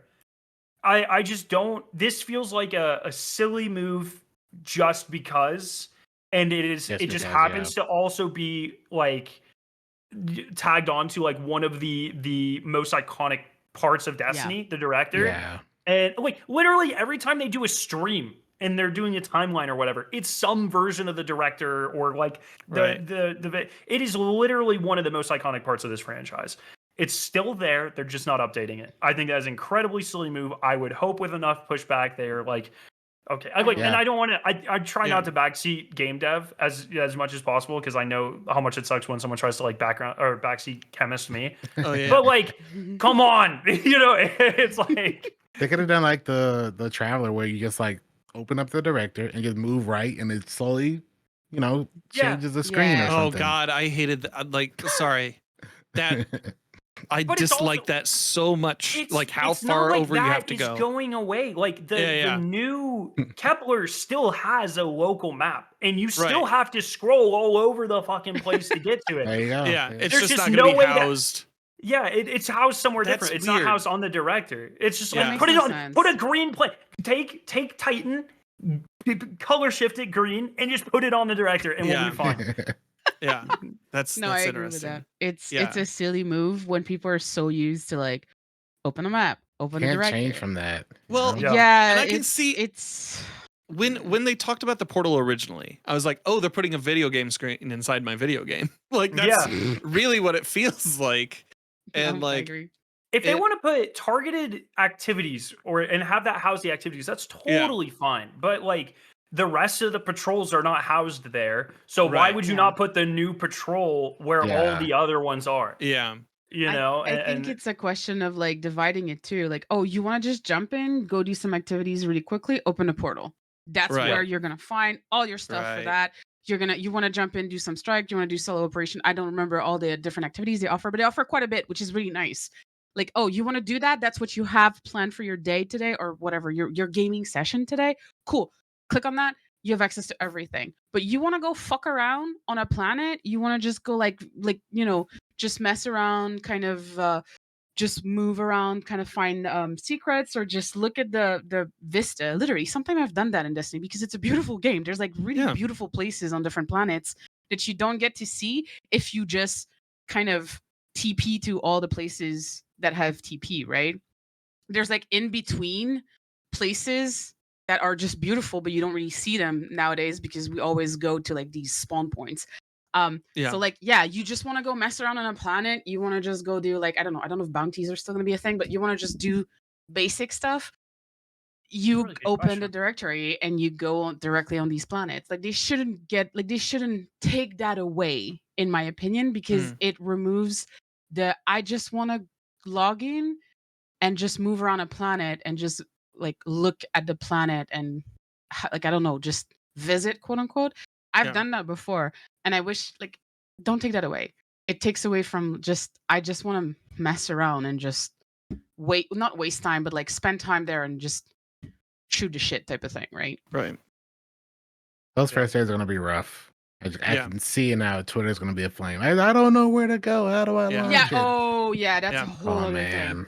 A bullet away asks in the chat, this is pertinent to now.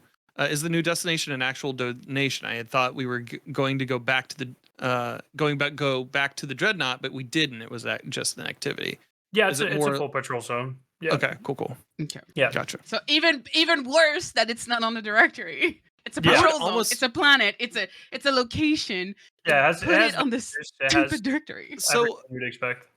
I would be fine with it if it were only on the portal until like the next expansion, and then once I it specifically goes to the asked next, that, and they said that is not the case. Okay, so. gotcha. Okay, no, Bungie, please no. Don't do that. Don't do that to us. Yeah, it's such a strange move. I don't know. Like, it was so weird because when I was actually the first person to ask that, I was like, okay, and that question is how it started. I was like, oh, okay, well then when Renegades launches, then this will be on the director, right? And they were like, no. And then like literally everyone just had such a visceral reaction to that. I'm so surprised that no one inside Bungie. Well, maybe they did. I don't know. But there were like 5 devs standing there, and they were all like, yeah, whatever. And then everyone was like, what the hell are you doing? It's so weird to be like, no one like, are you telling me no one was like, no, this Well, is a bad idea? Like, You've It's also so had weird. you've also had 10 years of nostalgia with the thing, right? Is Yeah. like ostensibly what it is. Like Yeah, but it's still I- like all of the information for the majority of the game is on that screen. yeah. It's And your so new many content is not going to fragmenting. be there. So many I of those agree. I'm just trying to devs play like devil's- grew up playing. Like I've met so many of those devs that are like Yeah. our age, late 20s, early 30s, grew up playing just Late like we 40s. did, and they. Oh well, you know. No, I'm kidding. I'm And- kidding. and- almost and- 40s. Almost 40s. There's Please don't people a kill bunch me. of your age too. But there's Don't bury me yet. Yeah. But anyways, it's like they grew up playing the game. They work there now, so they would have that same emotional, nostalgic You would attachment. think. Well, yeah, I don't know. It's Yeah. it's interesting because I didn't get to talk to that many people No. fair. about this specific. Uh-huh. That's another thing. This is some inside baseball. I don't know if people care or whatever, but when I was there for Marathon, I had like access is a terrible way of saying that, but I had access to like way more devs. Like I talked to like Mhm. probably 120 different Marathon devs. I talked to like maybe 15 Destiny devs when I Yeah. was there for it. Mhm. It was Mhm. much more narrow with Yeah. who's like actually involved with stuff. More scoped. Yeah, and like the Destiny stuff, they weren't like asking for our feedback, which was like a core part of a lot of the Marathon stuff, which is why Mhm. it was like Yeah. that. But yeah, so you know, maybe I have a little bit of bias just based off of like who I like exposure bias, I Mhm. guess. But I don't know. I would be like, there's they just can't. They It's a can't let this weird- stand. I no, don't know. It's fragmenting how it works. It's taking away like the kind of instinctive way of what players do now. Like, oh, you Yeah. want to do something, open a directory.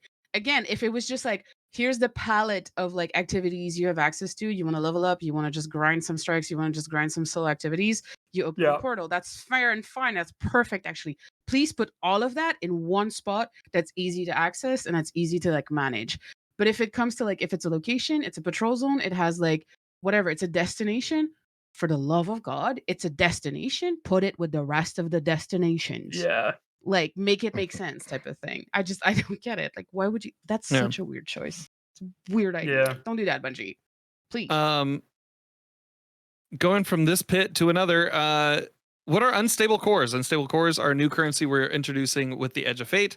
They will be earned from dismantling high-level gear, among other sources, and will reset at the start of each 6-month session or season.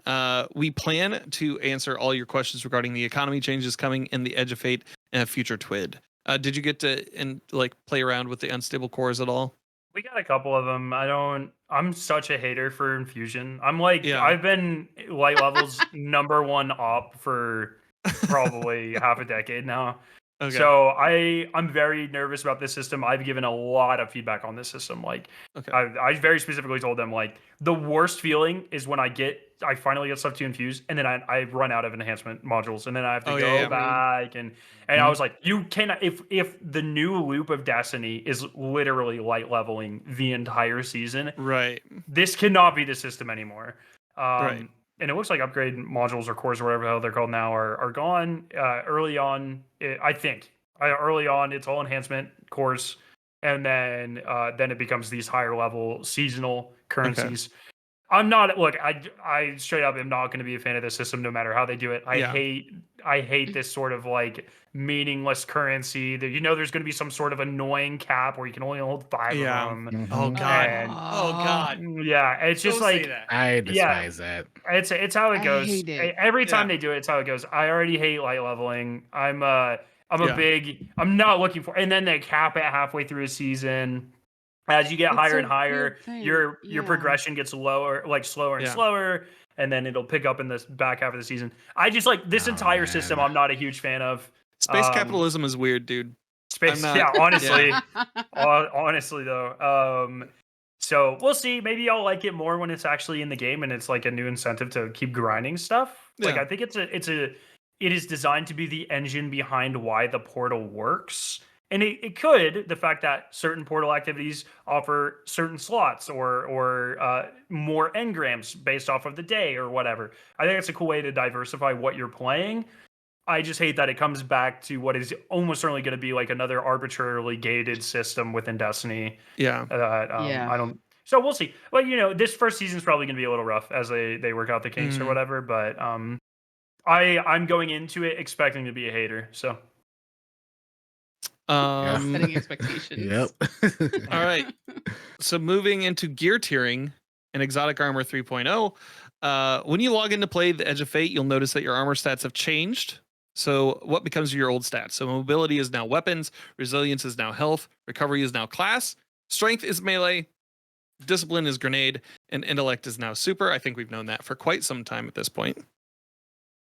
You actually had in a couple of your videos, you had a really nice handy chart showing all the increases from one tier into another that I really liked, Skarrow. So just kudos and compliments on that. Appreciate it. Yeah, that was my when I was sitting there frantically going, oh God, what am I going to make that these people aren't going to make?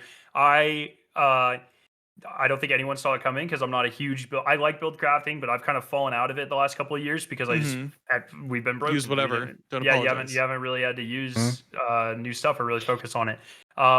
So when I got there, I was like, all right, this is the perfect time for me to relearn build crafting and become an expert in it again. I'm going to make the most comprehensive Armor 3.0 guide. And so it seems like that paid off. People really like it. I appreciate the kind words. So yeah. So they're talking about health. So from 1 to 100, it grants 0 to 70 healing when picking up an orb of power. Also grants a 0 to 10% flinch resistance. 100 to 200 shields start recharging 0 to 25% more quickly, and you take 0 to 50% less time to fully recharge with 0 to 20 additional shield capacity versus combatants. Pardon me while I just spew out numbers, letters, and things. Melee from 1 to 100 improves the base cooldown of your melee ability and improves the amount of melee energy gained from external sources and any melee regeneration speed scalers from other sources. From 1 to 100, or from 100 to 200, you have 0 to 30% increased melee ability damage, and that includes powered, unpowered, and glaive melees. So you know what I'm going to be tuning into. Grenade 1 to 100 improves the base cooldown of your grenade ability. It also improves the amount of grenade energy gained from external sources and any grenade regeneration speed scalers from other sources. From 100 to 200 on the grenade ability, it is 0 to 65% increased grenade ability damage. For super, we have 1 to 100 improves the super energy gained from damaging targets. It does not change the base cooldown time for your super. Improves the amount of energy super energy gained from external sources and any super regeneration speed scalers from other sources. From 100 to 200, 0 to 45% increased super ability damage. Class, the stat for Sammy, 1 to 100 improves base cooldown of your class ability and improves the amount of class energy gained from the external sources and any class regeneration speed scalers from other sources. I said speed scalers more than I've ever said it in my life. 100 to 200 grants a 0 to 40 HP overshield, 0 to 10 in PvP. On casting your class ability, duration is determined by ability used. So example, dodge and thruster last 5 seconds, and barricade and rift last 10 seconds. On your weapons, 1 to 100 improves weapon reload and handling speeds, improves damage versus minor and major combatants, 0 to 15% for primary and special, 0 to 10% for heavy, and 100 to 200 grants a chance for ammo bricks produced to contain more ammo than usual, improves damage versus bosses, combatants, and guardians, 0 to 15% for primary and special, and 0 to 10% for heavy. Bonus weapon damage versus players is 0 to 6%. Yes, so that's all the 100s to the 200s. Do we have any questions regarding that for our fair Dr. Skarrow here? I'll pose a question. Why is the health stat so shit, bro? I don't understand why. They had 5 cool stats, and then they're like, let's make a useless one. I'm like, that's my question. You have to have a trash stat. You have to have at least one. They just ran out of stuff they could add, I guess. Yeah. I wonder, I was going to ask, because from what I can tell, because I had some people ask me, and I was like, well, I'm not too sure. The health stat seems to at least be comparable to 1 recuperation. If so, the health stat at 100 is 100. equivalent to recuperation. Yes. Okay. So It's half of recuperation at 50. Okay, yeah. Yep. So someone was asking me, do they need if they're running 100 health, I guess, or whatever, could they get by with running no recuperation on their boots, or would the effect be even better if they run, I don't know, 2 or 3 now on top of the 100 health? But at The that point, I effect guess will it be wouldn't even better. matter. Yeah, but I would say don't waste the stat points. Yeah, don't waste them. And just use the mod on your boots. My other question, I guess this goes for everyone, because now that we know that we have all these new stat changes, we have the ability for every single point to matter, for if you really want a certain stat, like Sammy maybe you want to go all the way to 200 and something. Now that you do not have the ability for most builds to do everything, and now you have to then start putting points into stuff for damage, is there any specific for me personally it's just like the damage and super one, but is there any like builds that you're thinking might benefit right off the bat from maybe 200 in a certain stat? Or at least is there a build that you might use now that you're like, man, my build might be a little bit better now that I can, dial the numbers in a bit more? Because you're probably gonna see a lot more builds that are like, well, you gotta have 101 or like 116 of this stat, Now you have to like super dial in certain builds. Grenade builds have been broken for a long time. There's always one or two, storm grenades, fusion grenades, solar grenades, whatever. So I expect to have a grenade hot swap on standby at all times because I think it's going to be disgusting personally. So just kind of depends on the meta, but there's always broken grenade builds. So yeah, I wondered. I was mentioning it because people keep asking, at least in a lot of what I've talked to with people, as far as like people really want like a tank build. They want some kind of build that just lets them just be the frontline person. And some people are wondering, is it probably now a chance for me to have my stronghold, glaive, whatever Titan tank build with like 200 health and like something going silly like that?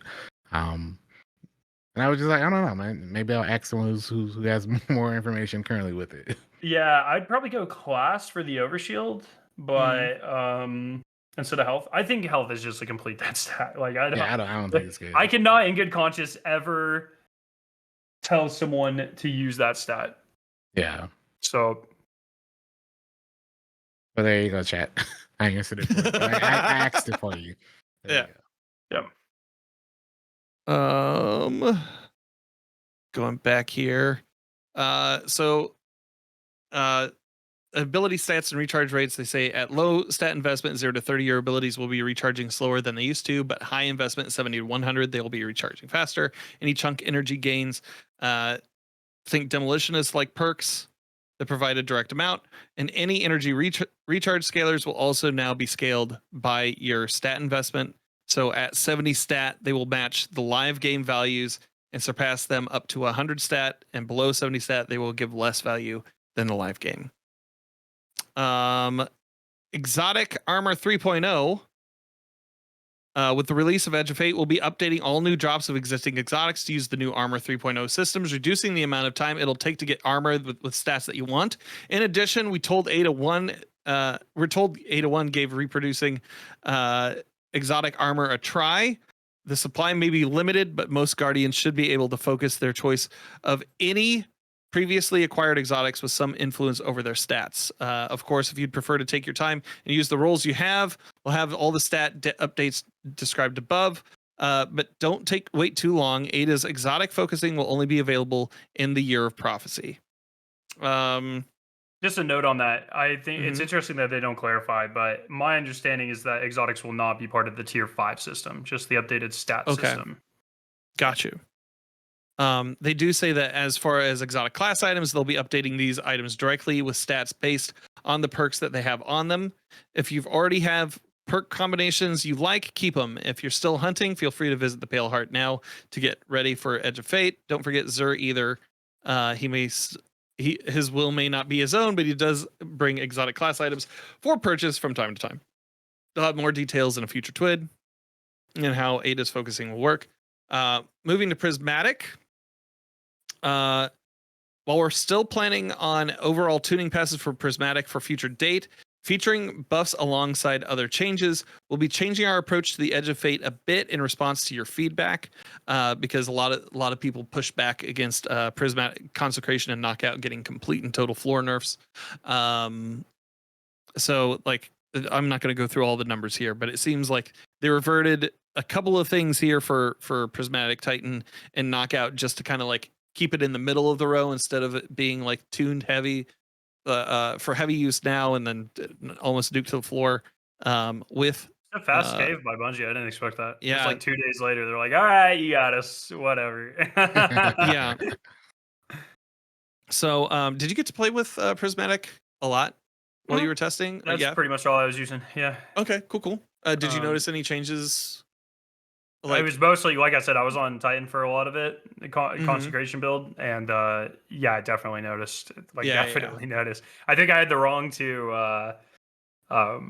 fragments picked, Gotcha. so I was like, "What the hell is happening?" And then because we weren't told about the changes, and then I eventually figured it out. So, did you get to use that new exotic piece of armor that turns you into a Forge Master?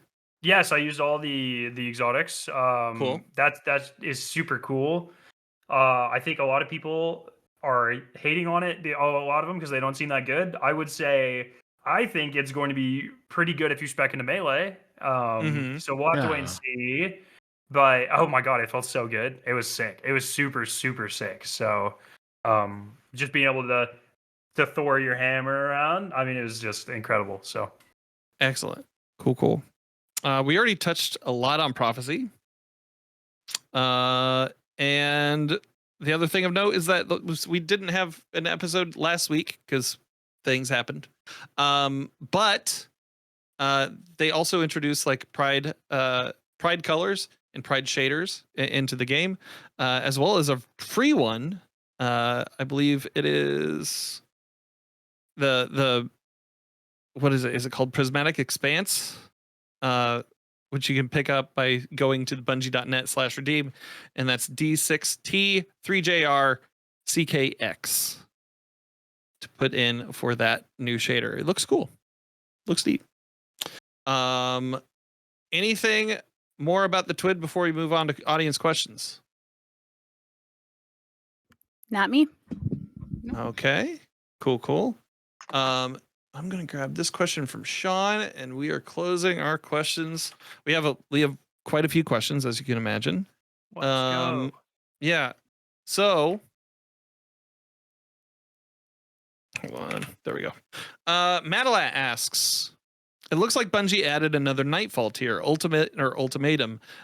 Did you get to see that, Skarrow, while you were there? No, we did not get to do anything ultimate because we were capped at 300 light the entire time.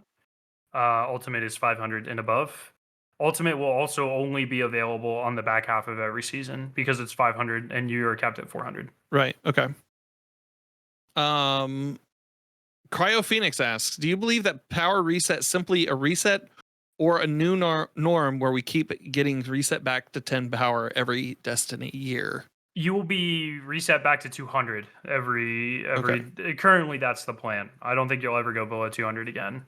But I am a little interested how that'll work because you would expect with new expansions there were to be some sort of light grind, but I'm not really sure.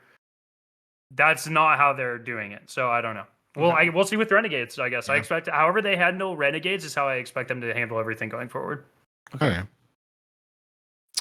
Cryo Phoenix asks, experiencing some of the Edge of Fate changes firsthand, do you believe Bungie's attempt at build specialization could be trivialized by hot swapping? Examples, so swapping to weapons, super armor for boss DPS, but swap to health class ability during mechanics to survive. Yeah, 1000%. I think their testing with not swap was trying to prepare for this. It's weird because the version of not swap that they have doesn't affect this at all because it's only if you switch like weapon types or exotic armor. So it doesn't affect this at all. But I expect them to crack down on loadout swapping very hard. And while I'm not a fan of it, because I like the skill expression of having multiple builds and being prepared, I totally understand it, because if I am running around with 100 or 200 weapons stat where I'm doing 15% more damage for an entire ad phase of an encounter, and I'm getting more ammo, and then right before the DPS phase I swap to super and then I do 45% more damage, and then I swap to a grenade build and I'm doing 65% more damage, and then I swap back to weapons for the in-between phase again, that could probably get pretty broken pretty fast. So I think Bungie's thing is like they don't want anyone to ever feel like they are required to play the game like that. And if things end up being this broken as they are, then it becomes much more of a requirement for people to learn and execute on if Bungie doesn't crack down on it. So I fully expect Day 1 to have locked loadouts once an encounter starts or something. Yeah. We'll see. Okay. I wonder if they're going to touch, because the big thing now with not swap, at least in the dungeons, was sanguine. I wonder if they're going to address that with the sandbox changes and not swap, because there's a few exotics out there that we're technically getting past that situation by just activating and then swapping. So I wonder if they're going to address that. I don't know. Be interesting.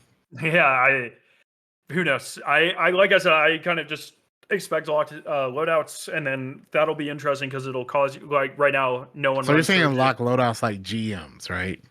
Yeah, or but only once an encounter starts. Oh, okay. That's what I expect. Like once a boss is aggroed, bam, lock loadouts. I don't know how easy it is or how much of a reality that is. That's how I would address this problem. But the thing then is like, okay, everyone runs, scavs into recuperation, and then during damage switch to surges. Currently, this creates a lot much more impactful and interesting decisions if you're forced to run surges the entire time. Yeah. So I think in that case, I would rely on my weapon stat for the scav equivalent, and then run 2 surges into recuperation. But we're just gonna have to wait and see, to be honest. So. Mr. Keelan asks, did you guys already talk about the new exotic hand cannon that switches how it fires? I believe he's talking about the one that swaps between like a faster the graviton shot. spike. Yeah. Yeah. Not a huge fan, but I don't use primaries that much. And I think it'll fit into a lot of people's like elemental honing or prismatic builds really well. Like really, really well, to be honest. And I wouldn't be surprised if it's very good in PvP, because having essentially 2 primaries in one that cover very different ranges is going to be very good. So, but like I said, you don't really you didn't really like it in your, I guess, however much time you spent playing with it. Yeah. I mean, it's in not comparison Sunshot. to like Sunshot. Yeah, okay, like Sunshot. Yeah, Sunshot's way better. Third iteration was like literally destroying everything, and it's in the same slot, so did not care at all. So if it's not like Sunshot, that's all I need to know. Yeah, I think there will be builds for it. It's just not not really what I'm not really my thing. Is that the only? Is that so? That exotic and then conditional finality, are those the only 2 that swap between their like I'm going to call them like dark and light? Dark. Yeah, between light and dark. So far. Okay, gotcha. All right. Oh, Tessellation kind of says cryo. I mean, that makes sense. Yeah. Good point. Yeah, that was. I mean, that's interesting. Like, I can see like some interesting builds coming out of that. Oh, especially in PvP. I didn't think that's a great point for generating transcendence in PvP. It'll be very good. But it's not really my. I don't know. Your cup of tea. It was definitely of the 6 exotics that are coming with this, not including the raid exotics. 6 exotics, including 3 armor, 3 weapons. It was definitely the least interesting out of all of them for me. Gotcha. So. Fair. Cole517 asks, am I correct in understanding that a piece of 75 stat roll armor will have identical distribution to another piece of 75 stat armor, just in different stats? If that's the case, it seems like armor will be far easier to grind, especially because tier 5 armor always has 73 to 75 stat points. So there's a range. So your your primary. So every archetype has a primary and a secondary stat that are set based off of the archetype, and then a tertiary stat that's random. So that'll be a lot of the grind. The primary stat always has about 30, secondary stat has about 20, tertiary stat has about 10, but there's a plus or minus couple of points there that will be part of the RNG grind.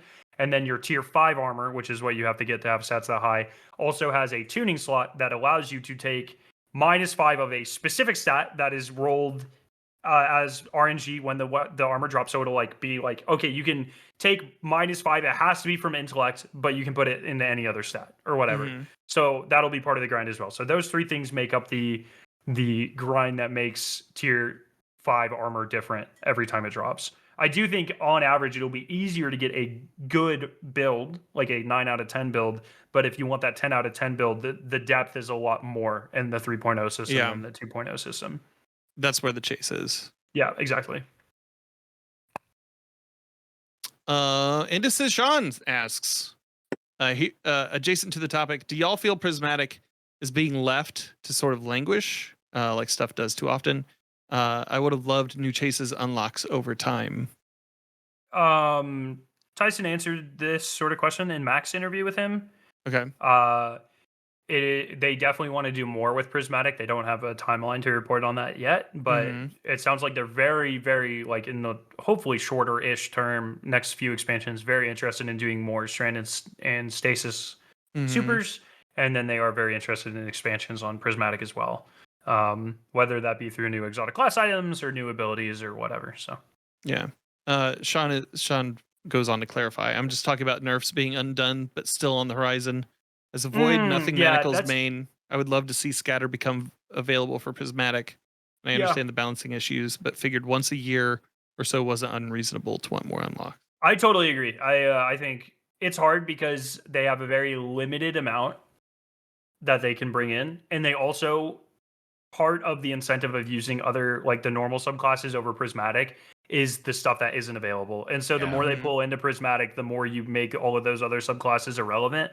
So how do you do that in a impactful way? That's for someone a lot better at build crafting than me, with a lot more spreadsheets. So I'll let them handle that one. I totally get why they're being super. But personally, I would rather them bolster like the existing subclasses that might need a little bit more love, like Strain and Stasis. Or the specific ones like Void Warlock. There's almost no instance where you're using Void Warlock over just Prismatic with Void abilities.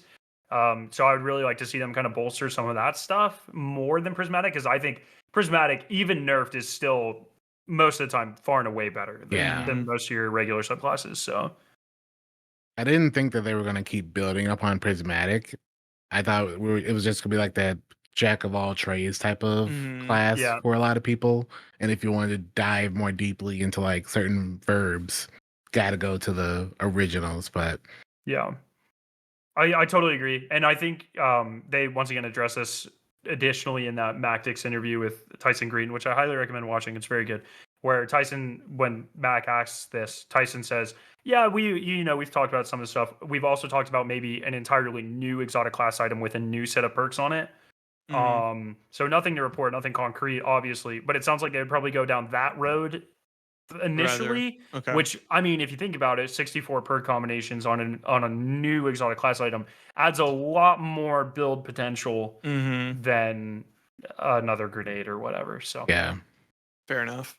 Yeah, they should also focus on the sandbox and the foundation of the game before going back to class. At least I look at it like focus on making the game enjoyable. Then get some more classes. Yeah, we just got done with the broken part. We're going back to the reconsolidation, and then it'll break again, and then we've all seen this cycle 4 times before. Yeah, you know?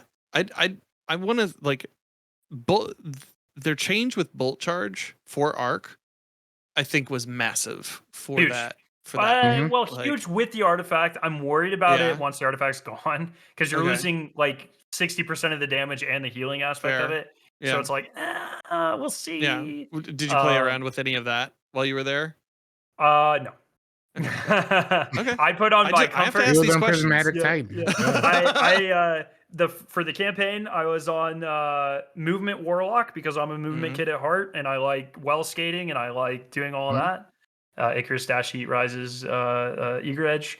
When we started doing like difficult content, when we started doing solo ops, I immediately transitioned over to Titan Consecration because I was like, well, I don't have to worry about this gameplay looking good because it's easy to use, and I don't have to worry about like the worst thing that could happen in the capture event is you wasting an hour because you're stuck on a boss. You know what I mean? It's like, okay, I just need to burn this shit and keep going. Because at the end of the day, it's like, yeah, I'm having fun, but it is literally a competition, and all of your competitors are right next to you. You know what I mean? Right. And it's like they're all your friends, but that's not. That's part of the reason you're here, but you're also here. Yeah, exactly. So a lot of my mentality is, okay, how do I eliminate as many like of these variables as possible? Right. Which is why I'm glad they import our accounts, because if I had to like sit there and like build craft initially, I would like no. So let me use what I'm comfortable with, burn through everything, and focus on what people want to see. So perfect. Yeah.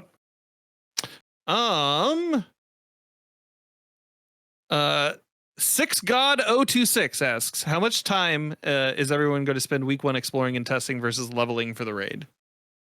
I expect the testing and the exploring stuff will probably be just done by like a couple, like keep it logged into like Aegis's spreadsheet, and then enjoy the content while he does the nerd work. You know what I mean? Someone tell me what changes I need to focus on and what weapons I need to get. Yep. Salt will have his video on what he's bringing in the raid. ATP will have his video on what he's bringing in the raid. I'll probably do one based off of a lot of the prep work I've been doing here. Right. But I don't expect like the average person to spend much time at all doing that. Like, just focus. You have 4 days. You know, 3.5 days. Like, get shit right. Get your snacks. Tell your loved ones that you love them. And then lock in, okay? If you're going for that point, like if you're going for the raid, and especially raid first contests, like you're focusing on that more so than trying to finish videos.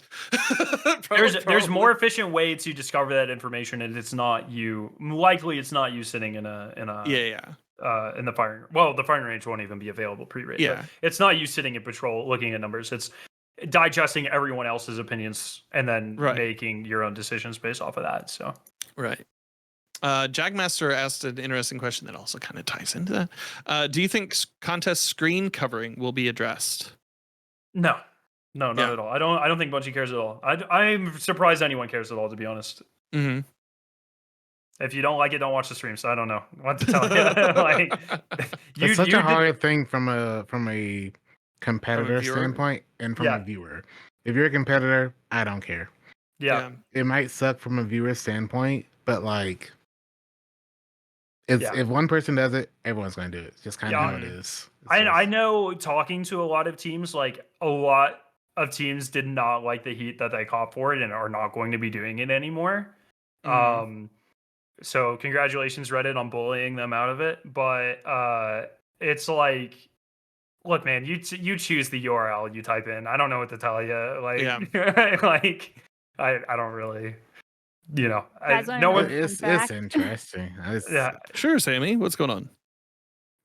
So during day 1, I was watching ATP, and you know how CB Gray and Evan F do Raid Zone?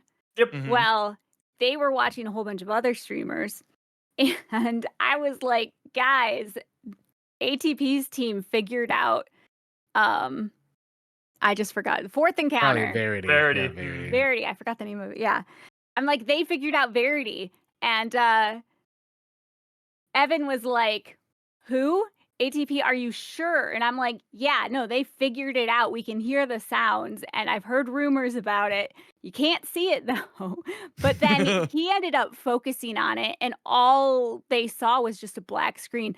So like that tens of thousands of people saw that ATP's team was in basically the lead, went over to ATP's stream and just gave hell. And I'm like, oh my God, I caused that. I did that. It's just like, look, He man, got so like bullied for it. no one's screaming because you can't listen to what Connor McDavid is saying to Draisaitl on the bench. You know what I mean? Like that's an NHL thing for those viewers. But it's just like just grow up. I don't know. Go watch someone else. I do not care. Like it's such a trivial thing.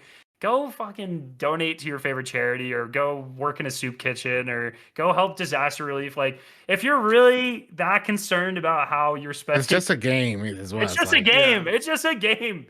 Just like go learn a new hobby. Compete yourself. Like I don't know what to tell you. Like I don't know. Yeah. That is interesting that you said that a lot of those teams that did do it are, at least at the moment, not planning on it. I think a lot of people I do think people are going to do it still. Once one team does it, it'll just kind of steamroll again. The reality is that it has not helped in a raid race significantly for years outside of Salvation's Edge. And Salvation's Edge was a fringe case because there was something like Verity, but unless there's another Vault or a Verity, it'll never help again. It'll never matter. Verity's such a weird case where even when people like kind of knew what to do, they couldn't do it all the way. Couldn't brute force it. Yeah, and it's that is not normal. That will not, like, I would put so much money on that. That's not going to happen this raid race. It's not going to happen anytime soon. It's just not normal. So I think a lot of people have realized like people are going to figure it out anyways. So it's just not worth the flack that they're going to take for it. So I don't know. Fair enough. Jansen asks, stupid question. How did the no full screen feel for Skarrow during What do you mean? What does that mean? I was asked very early in the stream. It's like, how did the no full screen feel? I'm guessing when you were at Bungie, were you not full window or? I was definitely full window. Okay, then moving on. Clarify what you mean in chat, and I'll answer. I'm looking at chat. I don't know. No full screen. I have literally no idea. They're removing full screen or something. Oh, if this helps, I play borderless windowed always. So gotcha. It's just easier if you're streaming because I can tab out and like click like ban someone in chat or go to dim and not have to alt tab. Yeah. So I do not play full screen. I have 4 monitors. If I played full screen, I'd probably hate my life. So I play on PlayStation, so I just don't bypass that entirely. Yeah, there you go. Yeah. Liam from Twitter asks, that's Sherpa Mind. Has Skarrow considered how many more times it's mentioned before we have a shill counter or something of similar variety for silence? Yeah, I do need to add a shill counter to my stream. Gotta lean into it, man. Yeah. It's crazy. Even in the negative fucking video I put out today, people were like, shill. It's like, okay, you guys are just not serious. You live in a completely different universe than me. You're not serious. Coming on this show, you're not beating the allegations. I'm just vibing, man. I don't know. I know. I think need a little bit of brain disease going on. It's all right. It happens to the best of us. Well, Dr. Skarrow, thank you so much for coming to the show tonight. It's been a pleasure to have you. Where can people find you on the internet, good sir? Do you have anything that you'd like to plug? Yeah, just Skarrow9 on Twitter and YouTube and Blue Sky, and that's what I got. So, hell yeah. Epic Dan, what about you?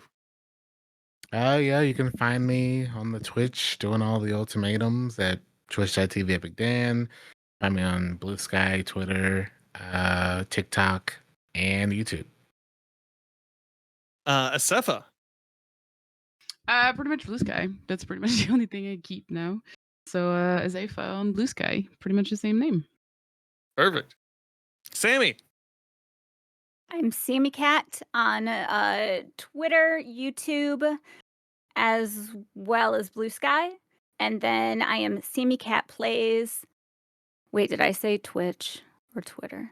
You said Twitter. Anyways, Twitch, I am Sammy Cat. Twitter, I am Sammy Cat Plays. TikTok, I am also Sammy Cat Plays. Perfect. And I'm Danfinity. You can find me on the internet at DanfinityGG. Whether there's a period in there somewhere or not is up entirely to the platform. You can also find me just danfinity.gg. That's my website. I'm adding more things to it. I updated my media kit. There's all sorts of cool stuff. This week we'll be doing a demo derby because a lot of stuff came out after Summer Games Fest and all of the showcases this weekend. Really looking forward to that Moonlighter 2 demo that's going to be coming out tomorrow. So, with that said, thank you all so much for coming in and listening to this episode, and we hope you find what you're grinding for.